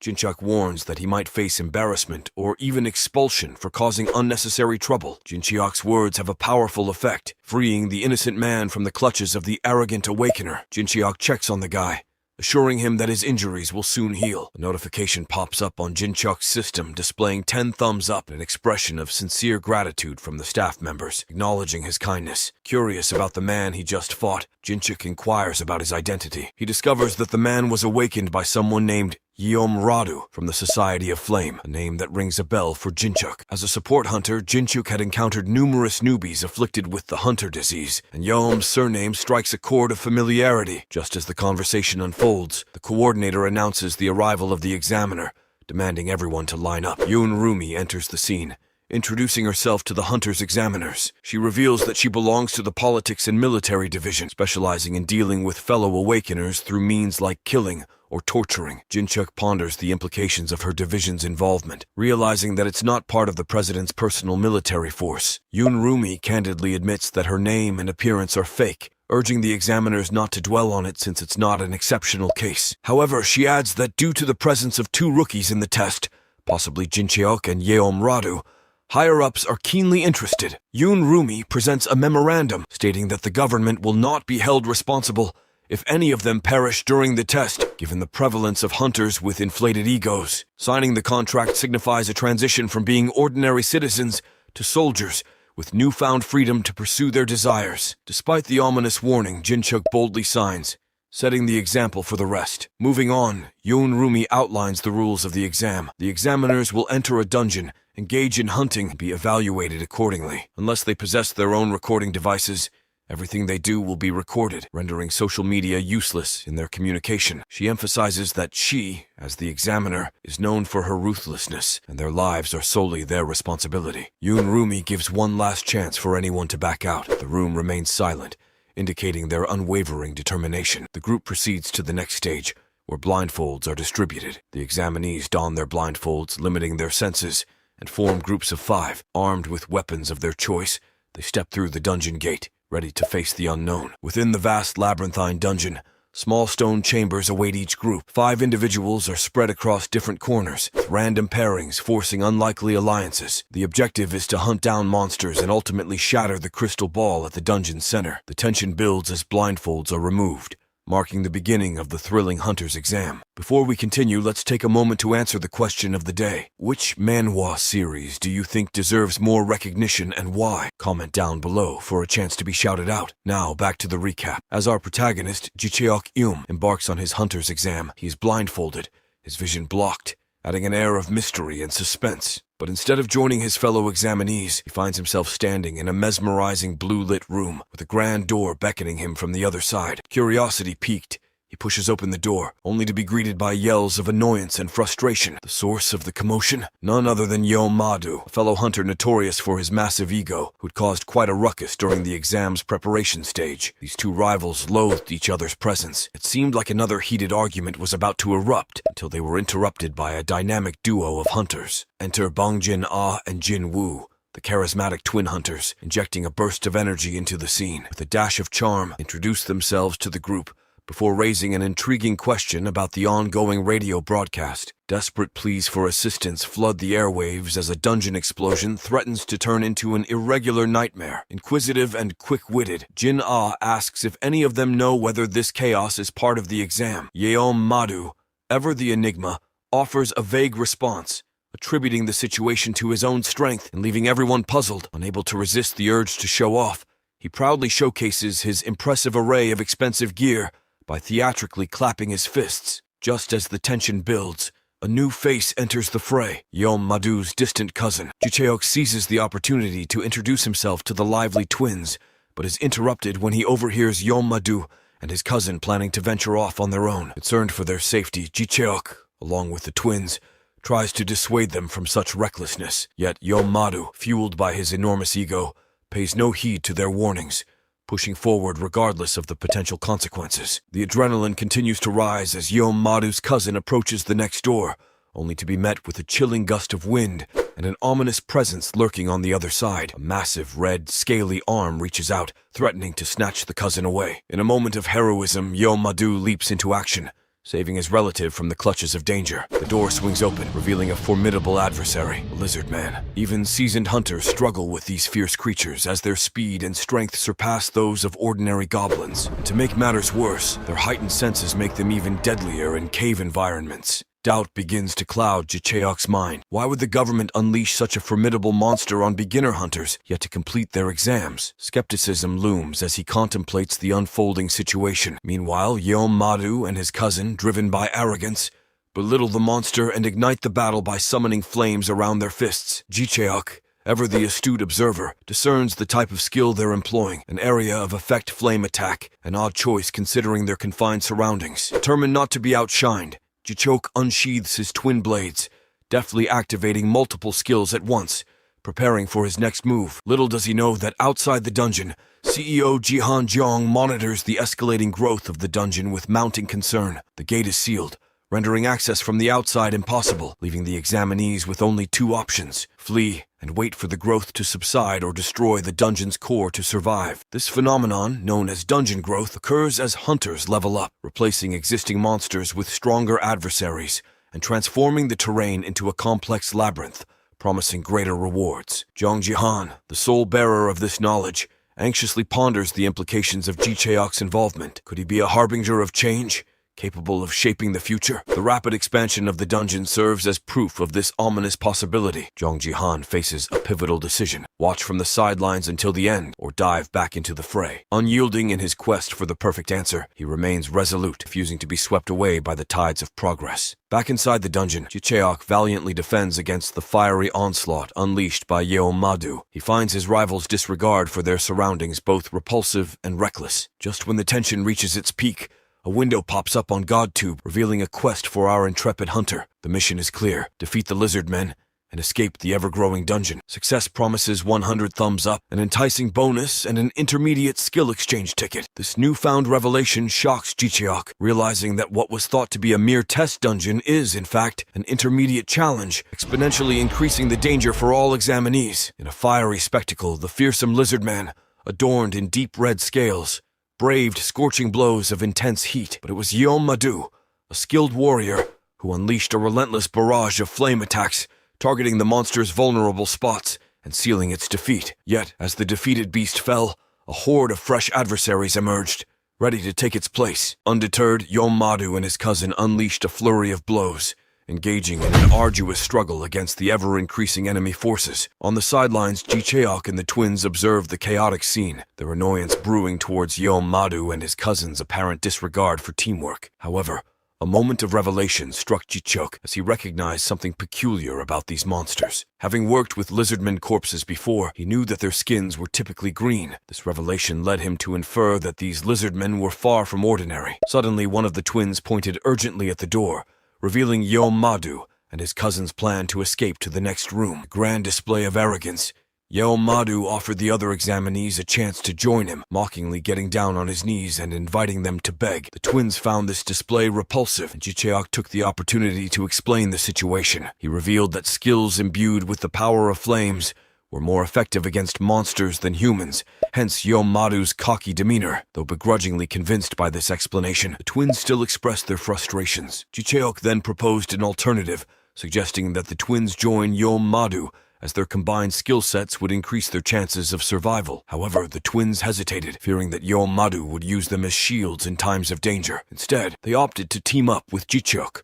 who welcomed their company despite his self-proclaimed shortcomings. To dispel any doubts about his abilities, Ji-cheok showcased his strength during the preparation stage, leaving the twins in awe. In return, the twins revealed their own unique skills. Jin-ah, a formidable blacksmith, wielded a massive hammer, while Jin-woo utilized his sewing abilities to craft traps and launch surprise attacks. With this newfound alliance, Ji-cheok wondered if their combination would prove effective. However, before they could dwell on it further, they noticed that Yeomadu and his cousin had already departed. Determined not to fall behind, Ji-cheok closely followed the duo, his keen eye examining the lizardmen's inscriptions on the dungeon walls. To their astonishment, Ji-cheok discovered a hidden space concealed behind a mural depicting a golden demon god. Urging Jin-ah to use her hammer, she gathered her mana and unleashed a powerful strike, creating a massive hole in the wall, revealing a secret passage. With their new path secured, they ventured into the hidden devil's temple. Navigating the hidden passageway, they managed to divert the lizardmen's attention, allowing them to proceed without interference. However, Jin-ah's fatigue after using her skill caught Ji-cheok by surprise,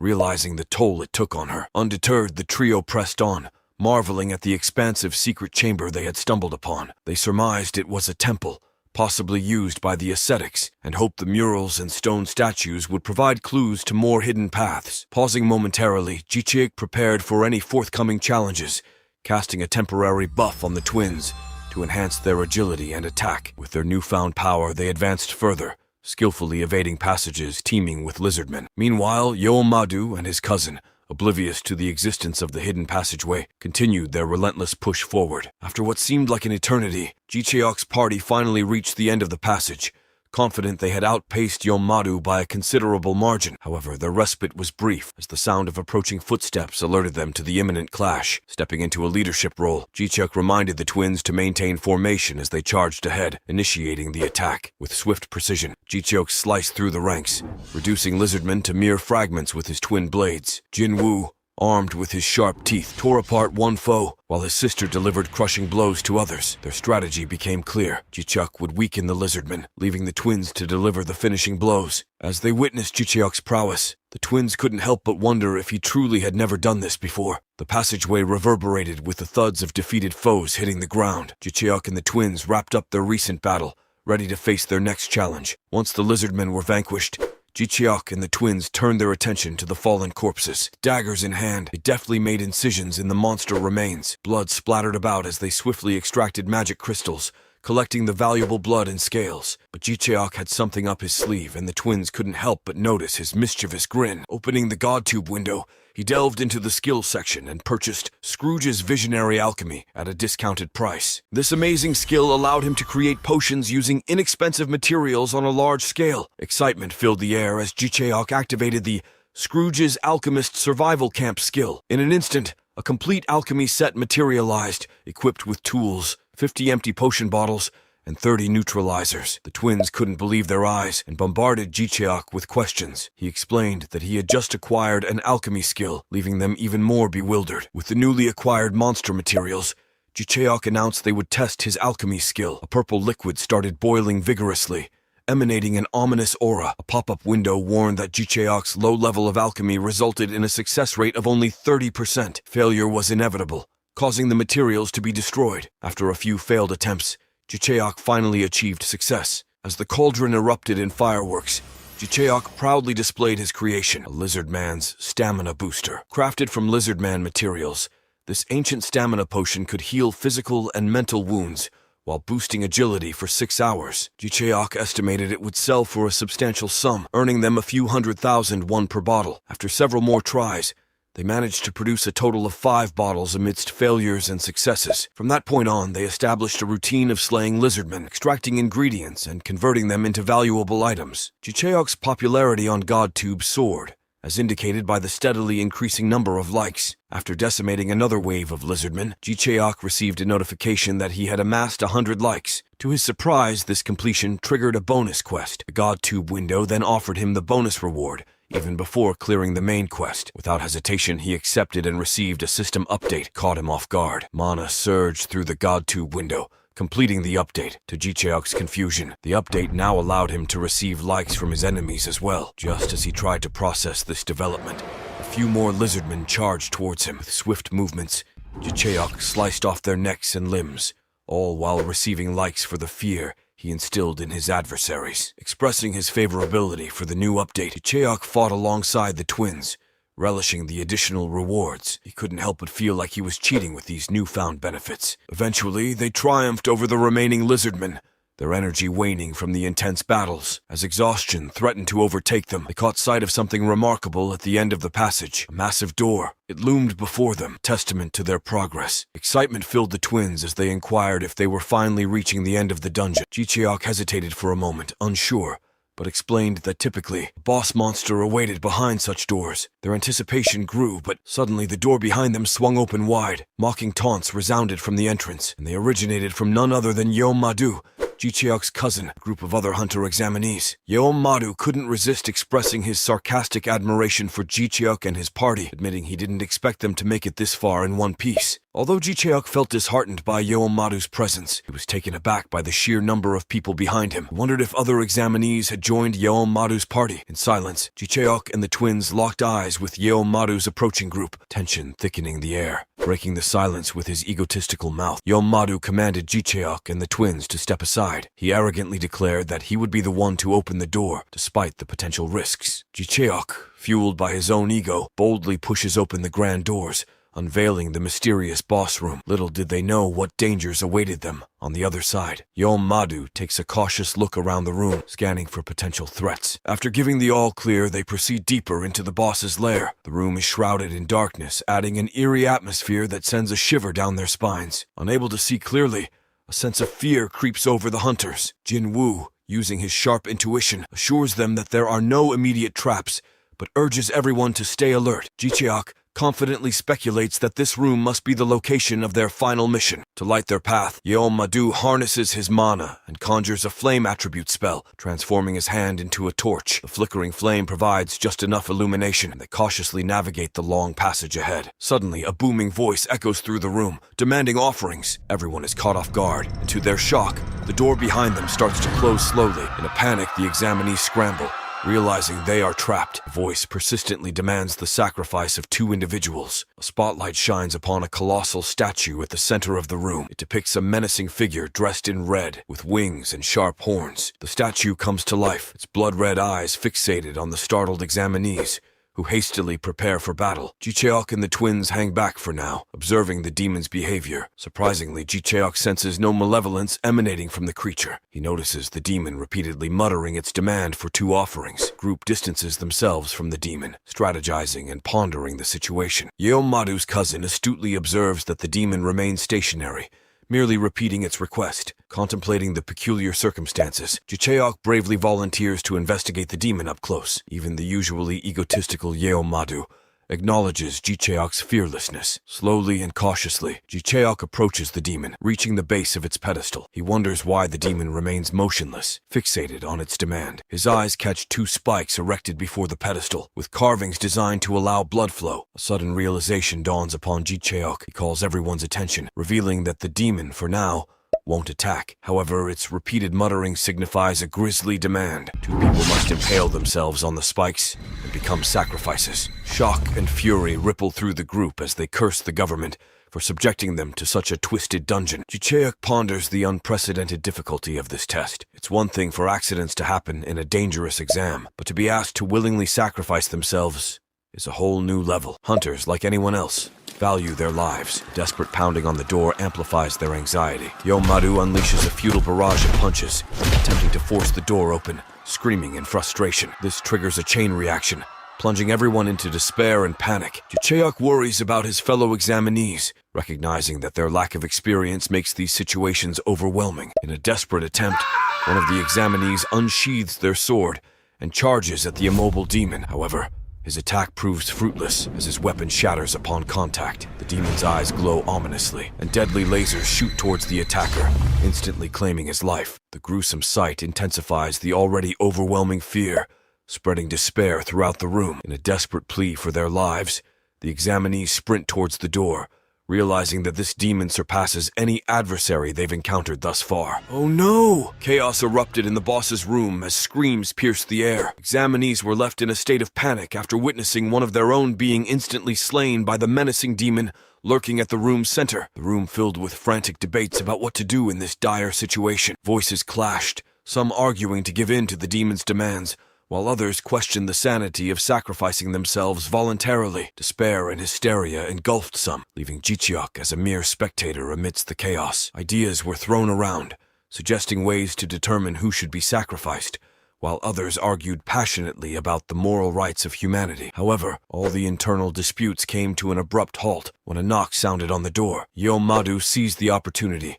Commanding everyone's attention, he proposed a controversial plan, urging them to fight among themselves and sacrifice the losing side. According to him, the stronger hunters deserved to live longer and be more useful than the weaker ones. A sudden realization struck one of the hunters. He enlightened the group, pointing out that the production-type hunters were the weakest, with the lowest dungeon contribution points. Some voices joined in, demanding the production-type hunters reveal themselves and step forward. Pleas for mercy mingled with accusations, as the spotlight turned to the twins in Jin Cheok's party, branding them as weak and useless. Caught off guard by the statements, the twins stood in astonishment, while Jin Woo stepped forward to defend his sister. Ji Cheok fretted for their safety, as the other hunters debated the fate of the production-type hunters. Finally, they reached a chilling consensus. The twins would be sacrificed, as they were 2 in number, deemed expendable for the greater good. Yeom Madu's grin widened, relishing how the situation unfolded to his advantage. Intrigued by the turn of events and seeking to witness Ji-Cheok's struggle, he harbored curiosity after the humiliation he had dealt to Yeomadu. Ji-Cheok, torn between his disdain for Yeomadu and the examinees targeting the twins, recognized the inherent frailty of humans. Living in fear,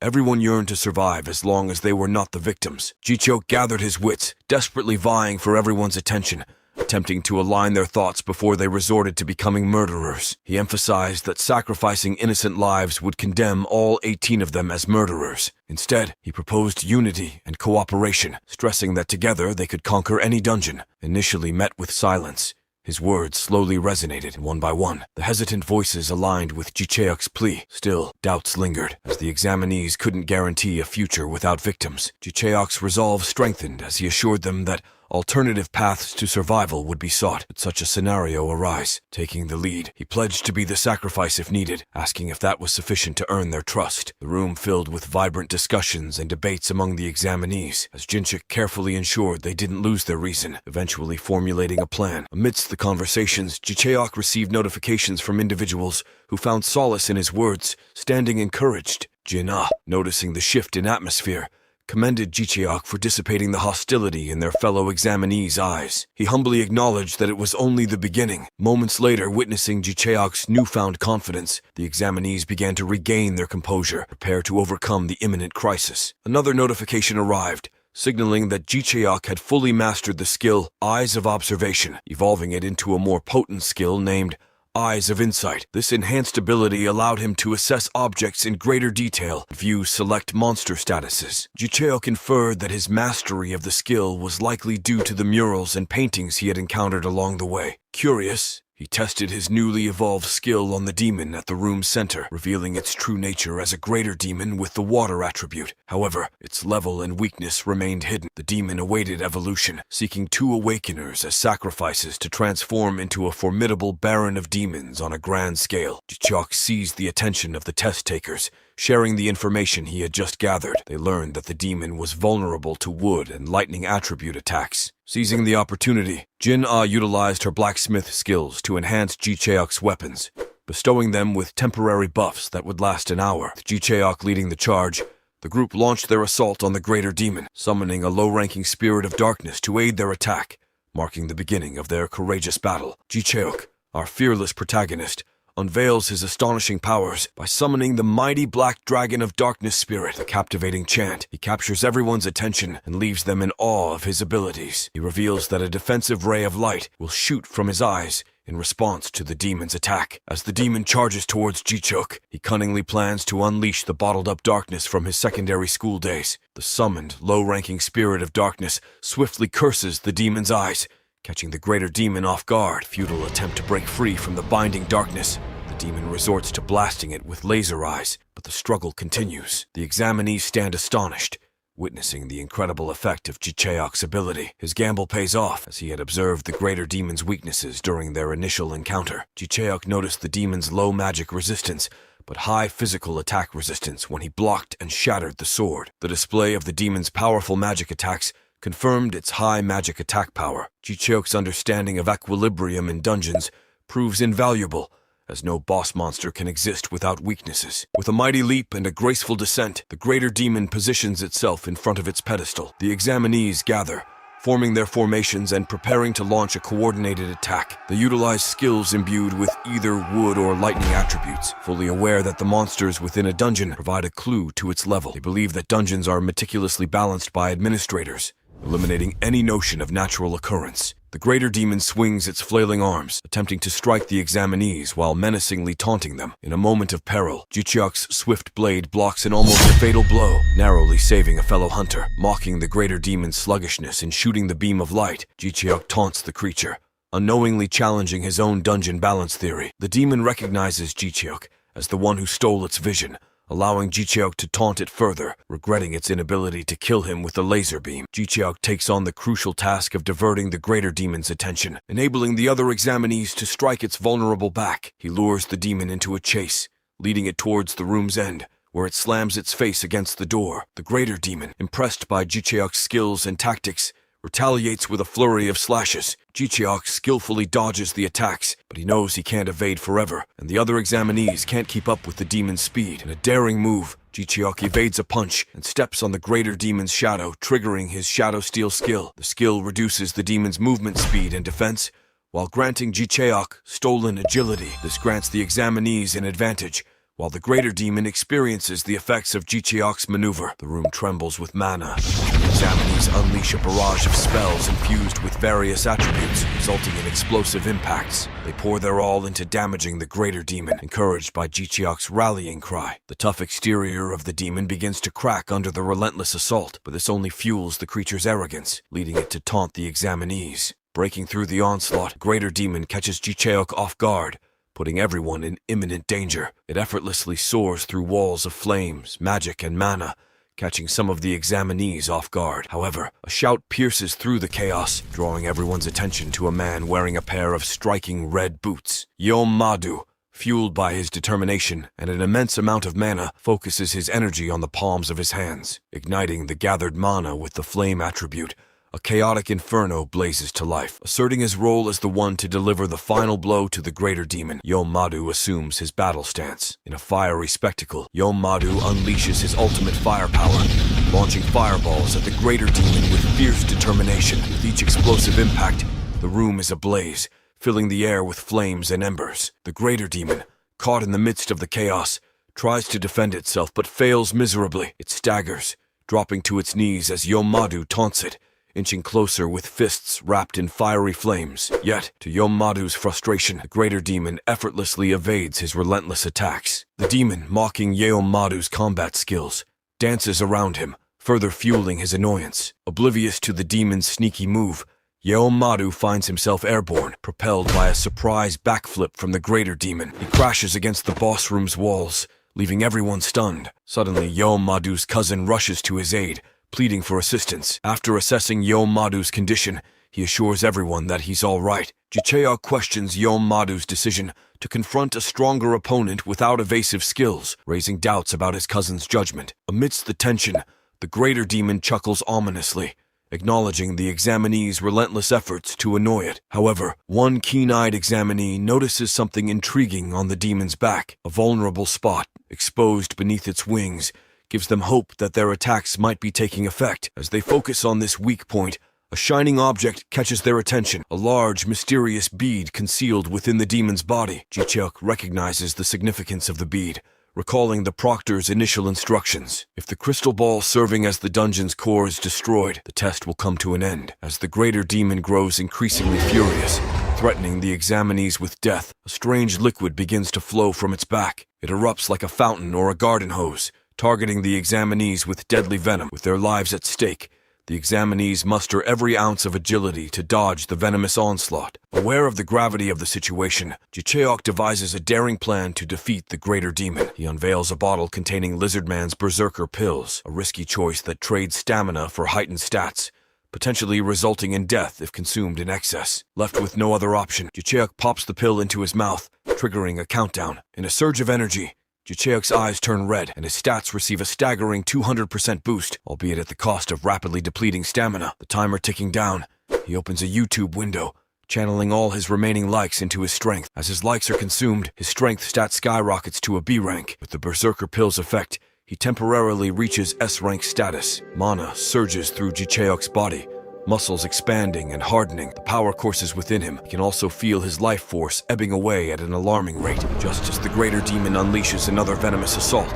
Challenging the examinees to press on, Ji-Cheok seizes the opportunity. With a burst of berserk energy, he charges towards the surprised demon. Time is ticking away, and Ji-Cheok dashes with lightning speed towards the menacing greater demon, flying meters away. Fearless warrior, he propels himself through the air, his twin blades gleaming as he plunges one deep into the demon's chest. With less than 20 seconds left to survive, he knows he must finish off the demon swiftly. To his surprise, the greater demon is taken aback by Ji-Cheok's sudden surge of strength. Determined to defeat his formidable foe, Ji-Cheok tears off the demon's wings and cracks open its hard crimson shell, revealing a tantalizingly large bead within. His blade raised high, Jicheok strikes the bead that remains stubbornly intact. Time is running out, and he grows increasingly desperate with each futile blow. And when one of his twin blades shatters against the unyielding bead, Jicheok doesn't relent, striking with all his might, hoping for a breakthrough. Finally, a crack forms at the center of the bead. Jicheok seizes the opportunity without hesitation. Using his broken blades, he relentlessly stabs at the crack, knowing he has only moments left. The timer expires, the bead shatters partially, releasing an explosive burst of mana and energy. Jicheok is flung into the air, his consciousness fading as he crash lands on the ground. As the completion notifications flood in,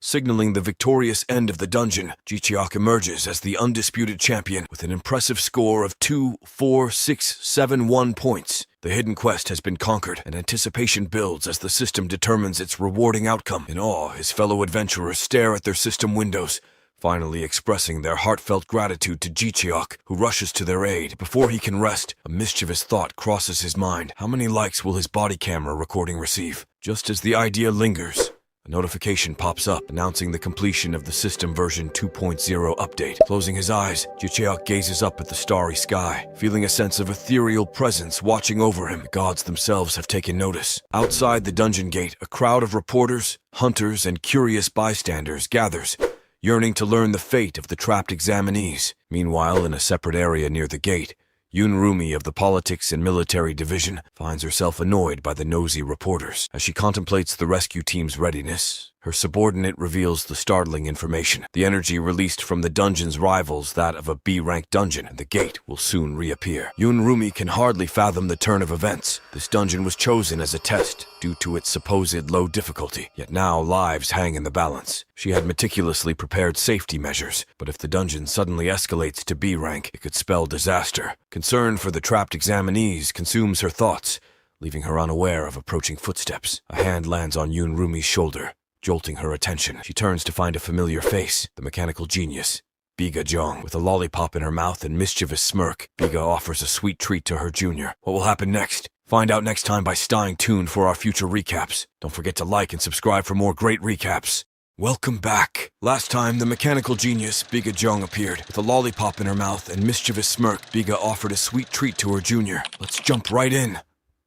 Biga Jong and Yoon Rumi find themselves face to face with a fleet of hovering white discs. It's like something out of a sci-fi movie. Yoon Rumi is blown away by the sheer number and awesomeness of these discs. As they approach a massive gate, beams of light shoot out from the discs, aiming straight at the gate. But hold on, there's more to these floating discs than meets the eye. Turns out they're not just any ordinary drones. They're medical drones, courtesy of the brilliant inventor, Biga Jong. Yoon Rumi, thinking she had already requested medical drones from the Ministry of Governmental Affairs, is taken aback, but Biga Jong slyly reveals that her drones come with some extra special features. Yoon Rumi can't say no to that kind of support, even if it forces a smile. Little does Yoon Rumi know, the Ministry folks are probably onto Biga Jong's hidden agenda. They know these bonus-featured drones are meant for exploring the unknown. Just as the gate begins to creak open, the standby rescue team gears up for what's about to burst through those gates. Suddenly, like a flood, the examinees pour out of the gate, shouting and celebrating their success. The rescue team leaps into action,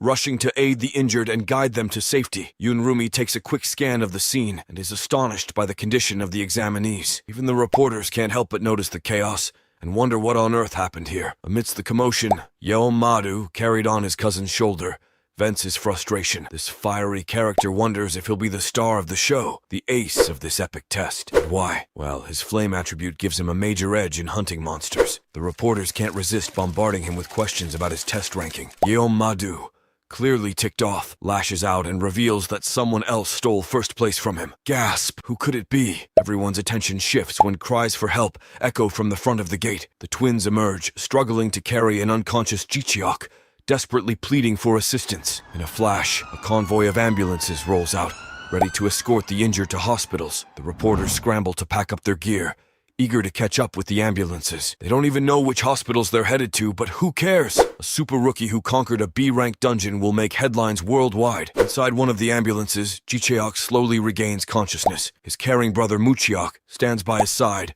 reassuring him that they'll reach the hospital soon. Jicheok, still groggy, urgently asks Mucheok about his USB. It's the first thing on his mind, and Mucheok is amazed by his big brother's request. Without hesitation, Mucheok pulls out a USB from his pocket, proudly declaring it has the largest capacity. He explains that he saved everything on it using his omnidirectional video skill. Muchiak promises to upload all the data from the USB, brimming with pride for his big brother. Ji-cheok drifts back into unconsciousness, grateful for his brother's unwavering support. Inside Ji-cheok's mind, notifications start flooding in. Quest rewards are being discussed, and there's mention of a new system application. Intriguing, right? But let's shift our focus to the Seoul Hospital, where our protagonist is on the road to recovery. Someone quietly enters Ji-cheok's room. It's none other than Jeon Jahan. The room falls silent as Ji-cheok's visitor apologizes to the unconscious hero. Ji-cheok barely registers the voice due to medication, but he knows exactly who's talking. As Ji-cheok slowly wakes up, he demands an explanation from Jeon Jahan. Confusion fills the air when Jeon Jahan claims that Ji-cheok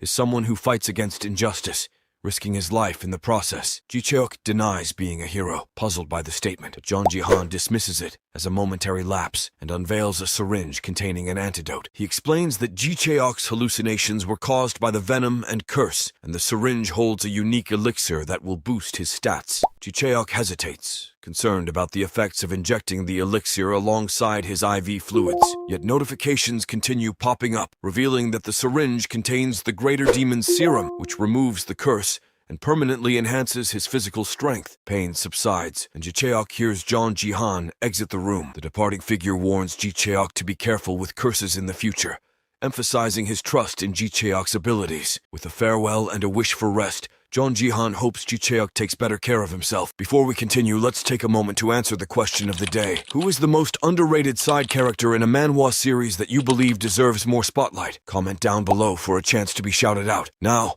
back to the recap. Ji-cheok, our fearless protagonist, finally awakens from his slumber, ready to embark on a new adventure. Stretching and shaking off the remnants of sleep, he eagerly sets out to explore his surroundings. As he steps out of his room, his eyes are immediately drawn to a captivating sight in the hallway. A trail of flowers, arranged in delightful sets of 3, decorates the path before him like a fragrant pathway of joy. But these aren't just any ordinary flowers. They are exquisite wreaths tied with pretty pink ribbons, each carrying a heartfelt message for Ji-cheok. The notes, adorned with Korean symbols resembling thumbs-up signs, express well wishes for his smooth recovery. Ji-cheok is overwhelmed by the love and support he has received from his unexpected fan club, realizing it's larger than he had ever imagined. Lost in a whirlwind of memories, Ji-cheok's mind races back to the beginning of his extraordinary journey, from his humble days as a hunter's assistant to his triumphant awakening, and now the thrilling conclusion of this incident. He has come such a long way. He can hardly believe that he,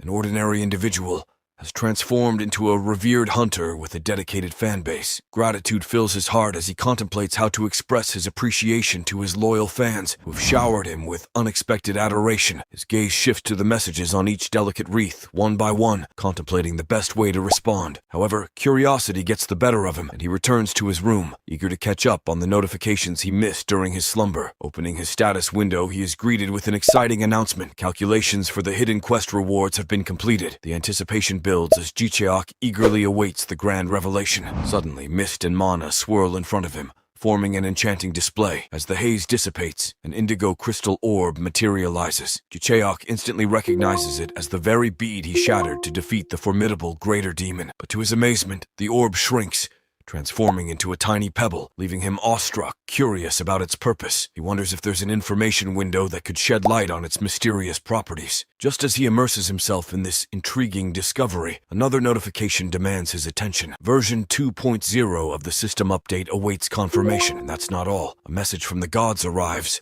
flooding his screen with multiple requests for the coveted Greater Demon's essence. Astonishment washes over Ji-cheok as he contemplates the desperation of the gods for this seemingly insignificant bead. He ponders the potential rewards for its offering, but realizes he must first understand its effects and determine who is truly deserving. Intent on taking his time to make a well-informed decision, Ji-cheok is abruptly interrupted by the entrance of his little brother Muchiak. With a warm greeting, Muchiak hands him a duffel bag filled with fresh clothes and underwear. However, Muchiak's excitement cannot be contained, and he insists that Ji-cheok turn on the TV immediately. They're in for a surprise. On the screen, a newsreader engages in a lively discussion with a dungeon specialist, delving into the fascinating realm of dungeon growth. The incident during the hunter's exam takes the spotlight, with Muchok's expertly edited video capturing the attention of the masses on YouTube. The audience is captivated by the cross-edited footage, showcasing Ji-cheok's heroic battle inside the dungeon alongside his dramatic stretcher exit. The likes multiply exponentially,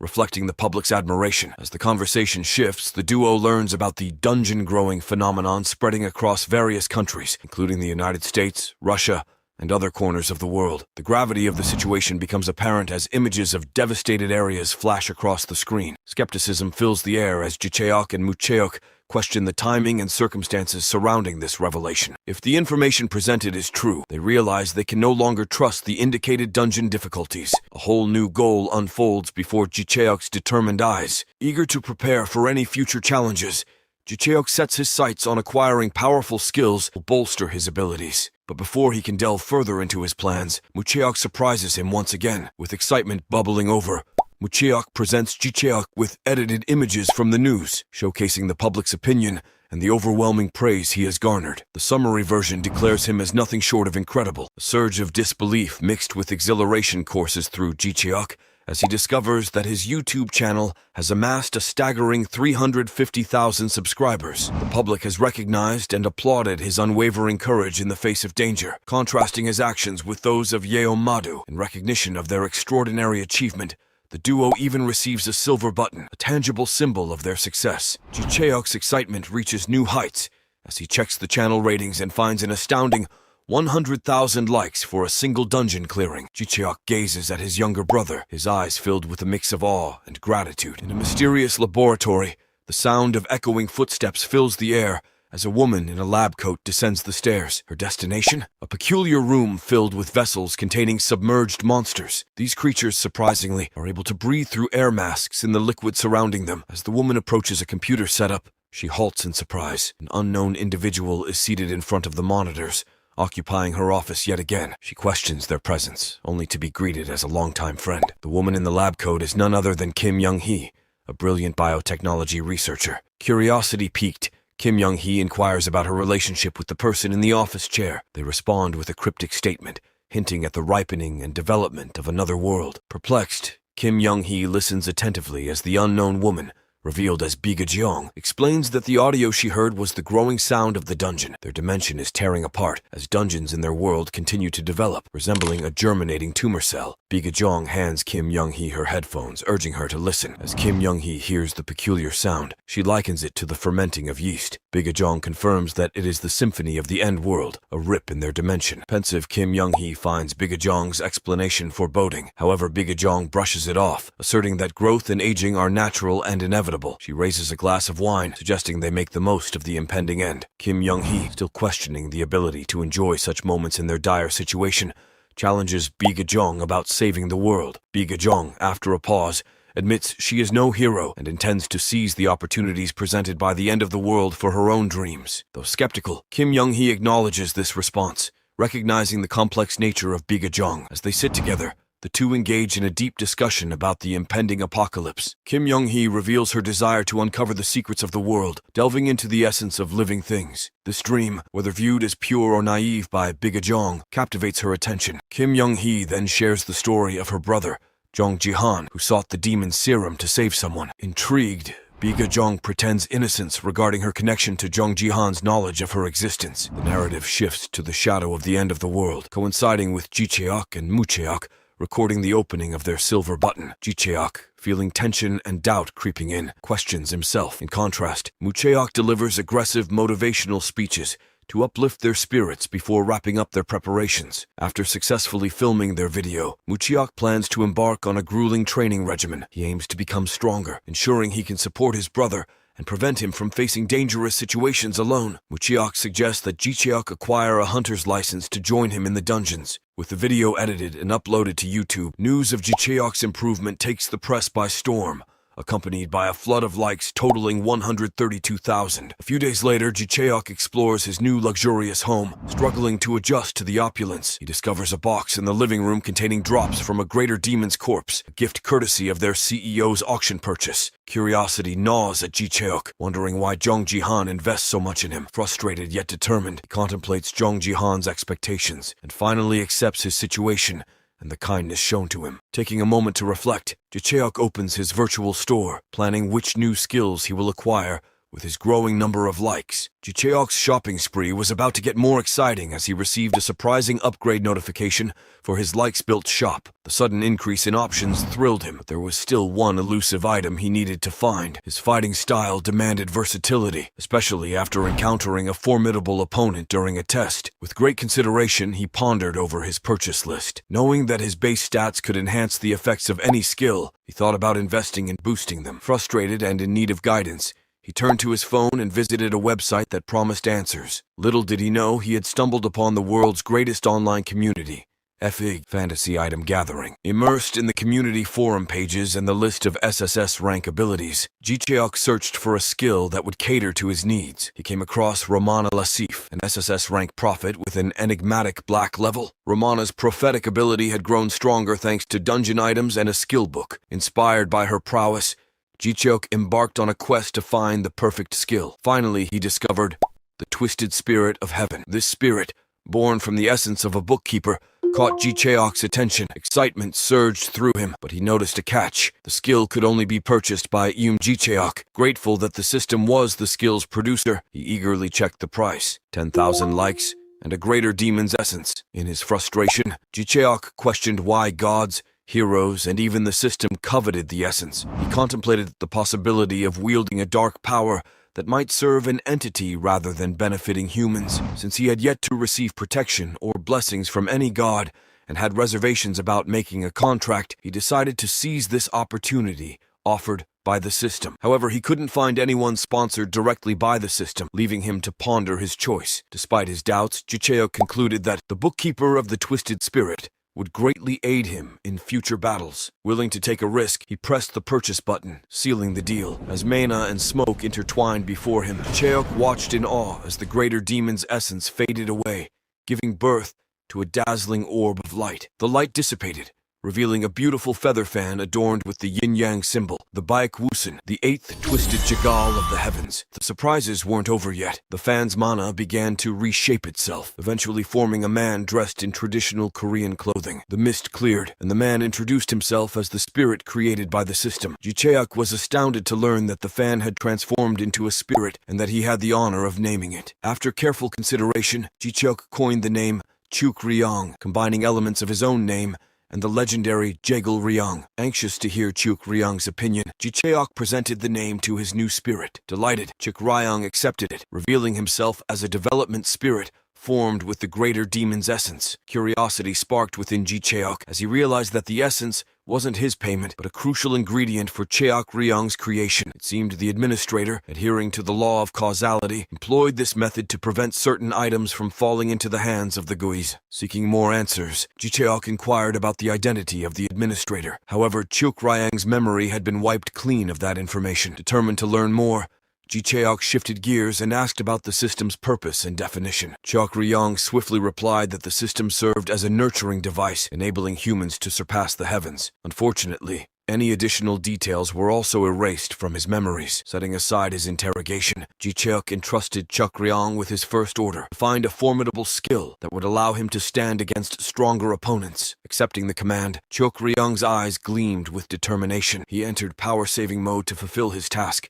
causing lights to flash and smoke to billow around him. As the smoke cleared, a small, adorable baby fox stood before Jicheok. It seemed submissive, believing it would charm Jicheok's viewers. This unexpected transformation left Jicheok in awe, eager to see what adventures awaited him and his new spirit companion. In a delightful twist, Chuk Ryong, now transformed into an adorable baby fox, embarks on a thrilling quest to find the coveted skill Jicheok requested. As Chuk Ryong scours through windows scrolling at breakneck speeds, the anticipation builds. Jicheok, impressed by Chuk Ryong's new spirit form, contemplates capturing this enchanting moment on video. He excitedly asks if he can snap some pictures, and Chuk Ryong, obliging and mischievous, agrees, revealing his ability to channel the essence of a greater demon. Realizing the potential ramifications, Chuk Ryong raises concerns about the video's potential to expose his master's hidden skills. Jicheok, grateful for his spirit's insight, hadn't considered this consequence. Chuk Ryong, now more like a mischievous guardian, reveals that he is a newly born divine spirit,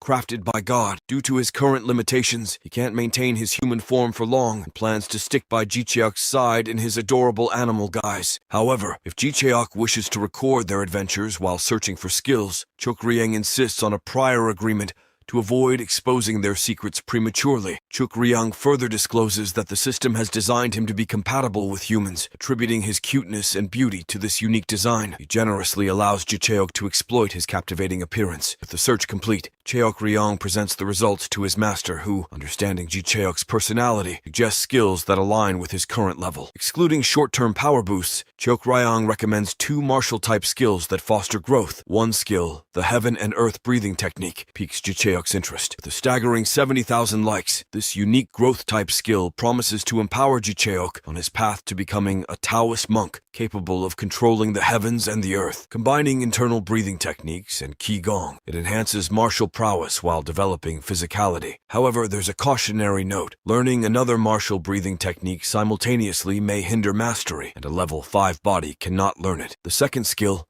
Auto Energy Drain, garners 20,000 likes and falls into the epic non-growth category. It automatically absorbs energy from the surroundings, aiding internal energy and mana recovery. Accelerating energy accumulation, the skill allows for overlapping effects. Excited by the possibilities, Ji-cheok purchases both skill books using Chuk-ryang's detailed suggestions and 90,000 likes, leaving him immensely satisfied. Praising his new spirit's guidance, Ji-cheok expresses his gratitude and entrusts himself fully to Chuk-ryang's support in becoming the strongest person alive. Their bond strengthens as Ji-cheok captures more pictures of his adorable companion. Eager to enhance his abilities, Ji-cheok dedicates himself to training, devoting every moment, excluding eating and sleeping, to perfecting the Heaven and Earth breathing technique. His efforts yield visible results as notifications notify him of stat increases through meditation. Martial arts hold the advantage of strengthening the body even without leveling up. A mere 5-point increase in mana automatically boosts other stats by 1. Chuk-ryang explains that this is due to the technique's focus on internal energy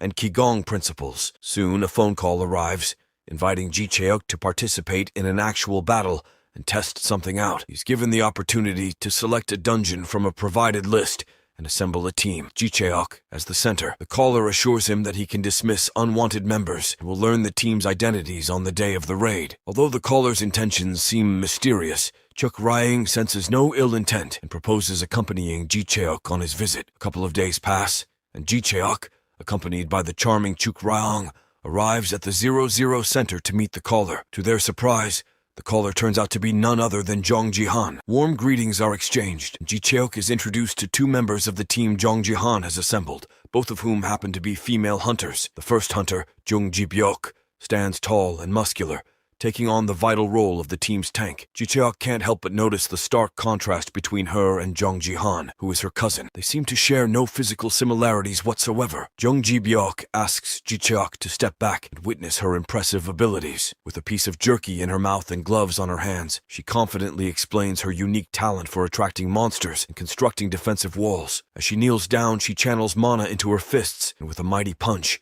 the ground beneath her splits into stacked stone blocks, creating a massive wall. But Ji-byok doesn't stop there. She elaborates on how the type of ground affects her wall's efficiency and reveals her ability to strengthen her body, making her an irresistible target for monsters. She even shares her unusual taste in snacks, casually mentioning that the jerky she's munching on is actually made from a lizardman's tendon. Talk about a unique diet. Just as the excitement builds, another character steps forward. Byul-hana, the party's guide and long-distance dealer, introduces herself. Ji-cheok becomes curious when he learns that her last name is rare in Korea, only to discover that she chose it herself as an orphan. Impressed by her creativity, he compliments her name, earning himself a bright and genuine smile. Intrigued by her role as a dealer, he asks about her abilities. Byul-hana reveals her expertise in manipulating animals to navigate dungeons. She wields crossbows, daggers, and, most importantly, loves setting up clever traps. Eager to see Byul-hana's trap-setting skills in action, Ji-cheok watches in awe as she conjures a mesh of nearly invisible wires made from mana. However, Ji-byok isn't too keen on traps, expressing her dislike for them due to hunters who dislike being caught. The tension rises as they exchange words, with Jibyok questioning the necessity of demonstrating traps on their first meeting. Byul-hana argues that they'll find out about traps sooner or later, and suggests not getting caught in the first place. The heated discussion leaves Ji-cheok unable to intervene. Just as things reach a boiling point, the room's door bursts open, and in walks Shin Kwan, a young man with tan skin and silver hair. Despite his tardiness, he quickly apologizes and introduces himself as the team healer. Ji-cheok is relieved to have him on board, acknowledging his invaluable abilities. The introductions come to an end, and Jong Ji-han, their leader, expresses his trust in everyone, emphasizing their selection as super rookies and the company's future stars. As Ji-cheok reflects on their unique classes and his own experience as a hunter's assistant, concludes that their party may not excel in large-scale fields, but will surely shine against smaller, elite monsters. Jong Ji-han shares exciting news that Mucheok, Ji-cheok's little brother, will join the team once he completes his hunter examination, making them the strongest rookie duo ever. Ji-cheok's curiosity peaks, wondering about his brother's current stats. After exchanging greetings, the party moves to another location for further discussion to carefully deliberate on their next mission. Jong Ji-han's chosen low-grade dungeon known as the Luminous Mushroom Forest. This particular dungeon has never been fully cleared,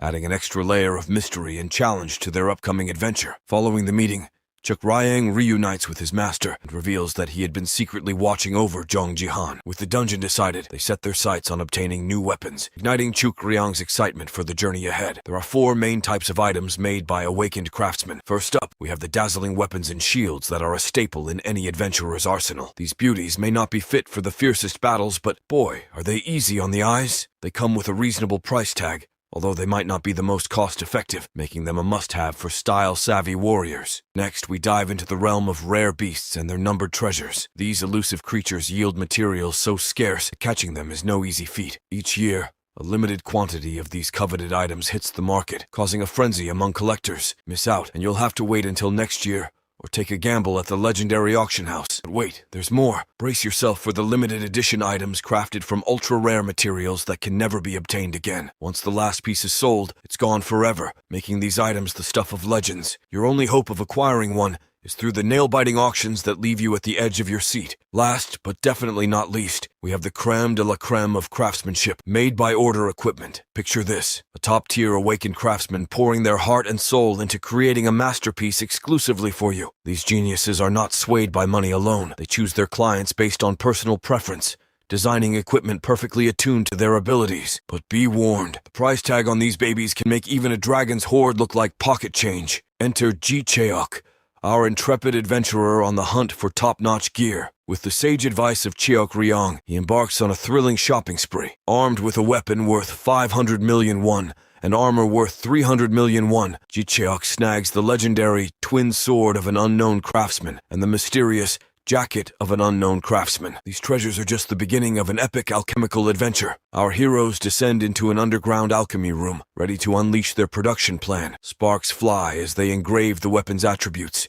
setting off a chain reaction of alchemical wonder. Mana pours from the cauldron, and behold, the twin sword of an unknown craftsman transforms into the radiant twin sword of light and dark of an unknown craftsman. The evolution doesn't stop there. Boom! Becomes the awe-inspiring monoblade. Meanwhile, the jacket of an unknown craftsman bursts into flames, morphing into the scorching jacket of flame of an unknown craftsman, and then transcending into the legendary black flame top. Ji-cheok and Cheok Ryong are left speechless by the sheer magnificence of these items. Talk about leveling up. With their exceptional attributes, both items can only be wielded by the one who forged a bond with them, Ji-cheok himself. Now equipped with these unparalleled artifacts, our hero sets out to complete the rest of his preparations. He concocts various potions, emergency food, and reinforced essentials like shoes, pants, and shirts. Armed to the teeth, Ji-cheok dives headfirst into intensive martial arts training, honing his skills to perfection. As the days fly by, the much-anticipated moment arrives, the Luminous Mushroom Forest Dungeon. This formidable dungeon remains unconquered, harboring a boss monster that still eludes capture. Ji-cheok follows the dungeon's winding path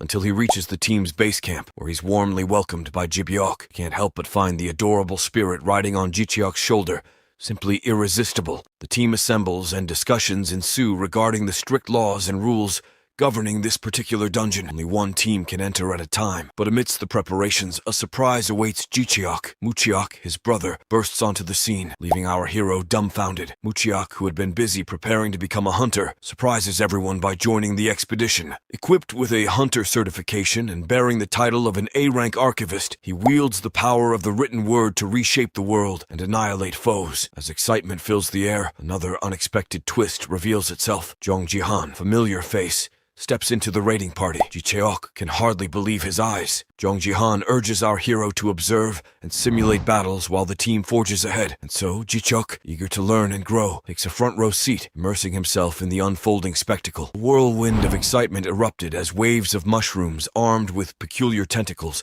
eagerly pursued Jicheok, unable to resist her provocation. With a mischievous smile, she summoned the very essence of mana, enveloping her knuckles in a vibrant aura. As the energy swirled around her, a formidable barrier shield skill came to life, surrounding her with a shimmering shield of protection. Jicheok took her battle stance, ready for the impending clash. Perched upon a nearby hill, Jong Jihan and Jicheok observed the unfolding spectacle. They couldn't help but marvel at Jicheok's exceptional skills.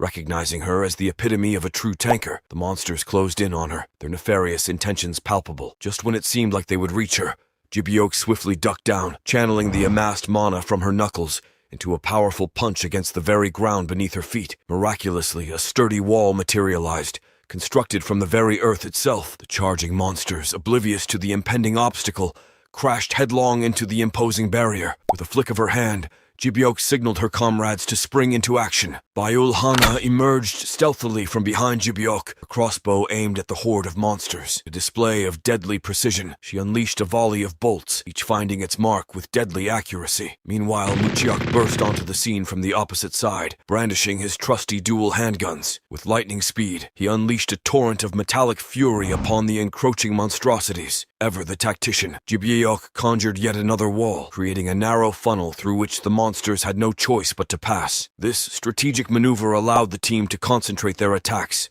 unleashing a devastating onslaught upon the diminished forces. Jicheok found himself taken aback by Mucheok's decision to wield ordinary handguns, knowing full well that they were ineffective against these creatures. Curiosity piqued, he turned to Jong Jihan for an explanation. Jong Jihan, always the knowledgeable one, revealed the secret behind Mucheok's seemingly mundane weapons. Each bullet was meticulously inscribed with powerful words such as enhance and destruct, imbuing them with extraordinary capabilities. The versatile nature of Mucheok's arsenal enabled him to transcend the limitations imposed by traditional weaponry, propelling him towards greatness. Jicheok couldn't help but feel a surge of pride for his little brother, witnessing firsthand his remarkable transformation into a formidable hunter. As the battle raged on, the relentless onslaught of mushroom monsters began to divide and multiply, their numbers growing exponentially. To everyone's surprise, these miniature menaces took to the skies, soaring over Jicheok's defenses. Fortunately, Baiul Hana had foreseen this airborne assault and skillfully laid out traps in advance. The flying mushrooms, unwittingly ensnared by the clever traps, were temporarily immobilized. However, the sheer numbers overwhelmed the makeshift barriers, prompting Mucheok to abandon ranged attacks and dive headfirst into close-quarters combat. His fists, imbued with the very essence of his words, unleashed a furious barrage, decimating swaths of the enemy. While Jicheok and Cheokryang marveled at Mucheok's newfound prowess, something else caught their attention. Shin Quan, in a stroke of genius, released a flock of whimsical creatures known as pig angels. These airborne pigs descended upon the battlefield, bestowing much-needed healing and unwavering support upon their teammates. The team's synergy and coordination were truly a sight to behold. Jicheok exchanged a knowing glance with Cheokryang, silently acknowledging that the time for observation had passed. It was now their turn to step into the fray, gradually joining the fray alongside their trusted allies.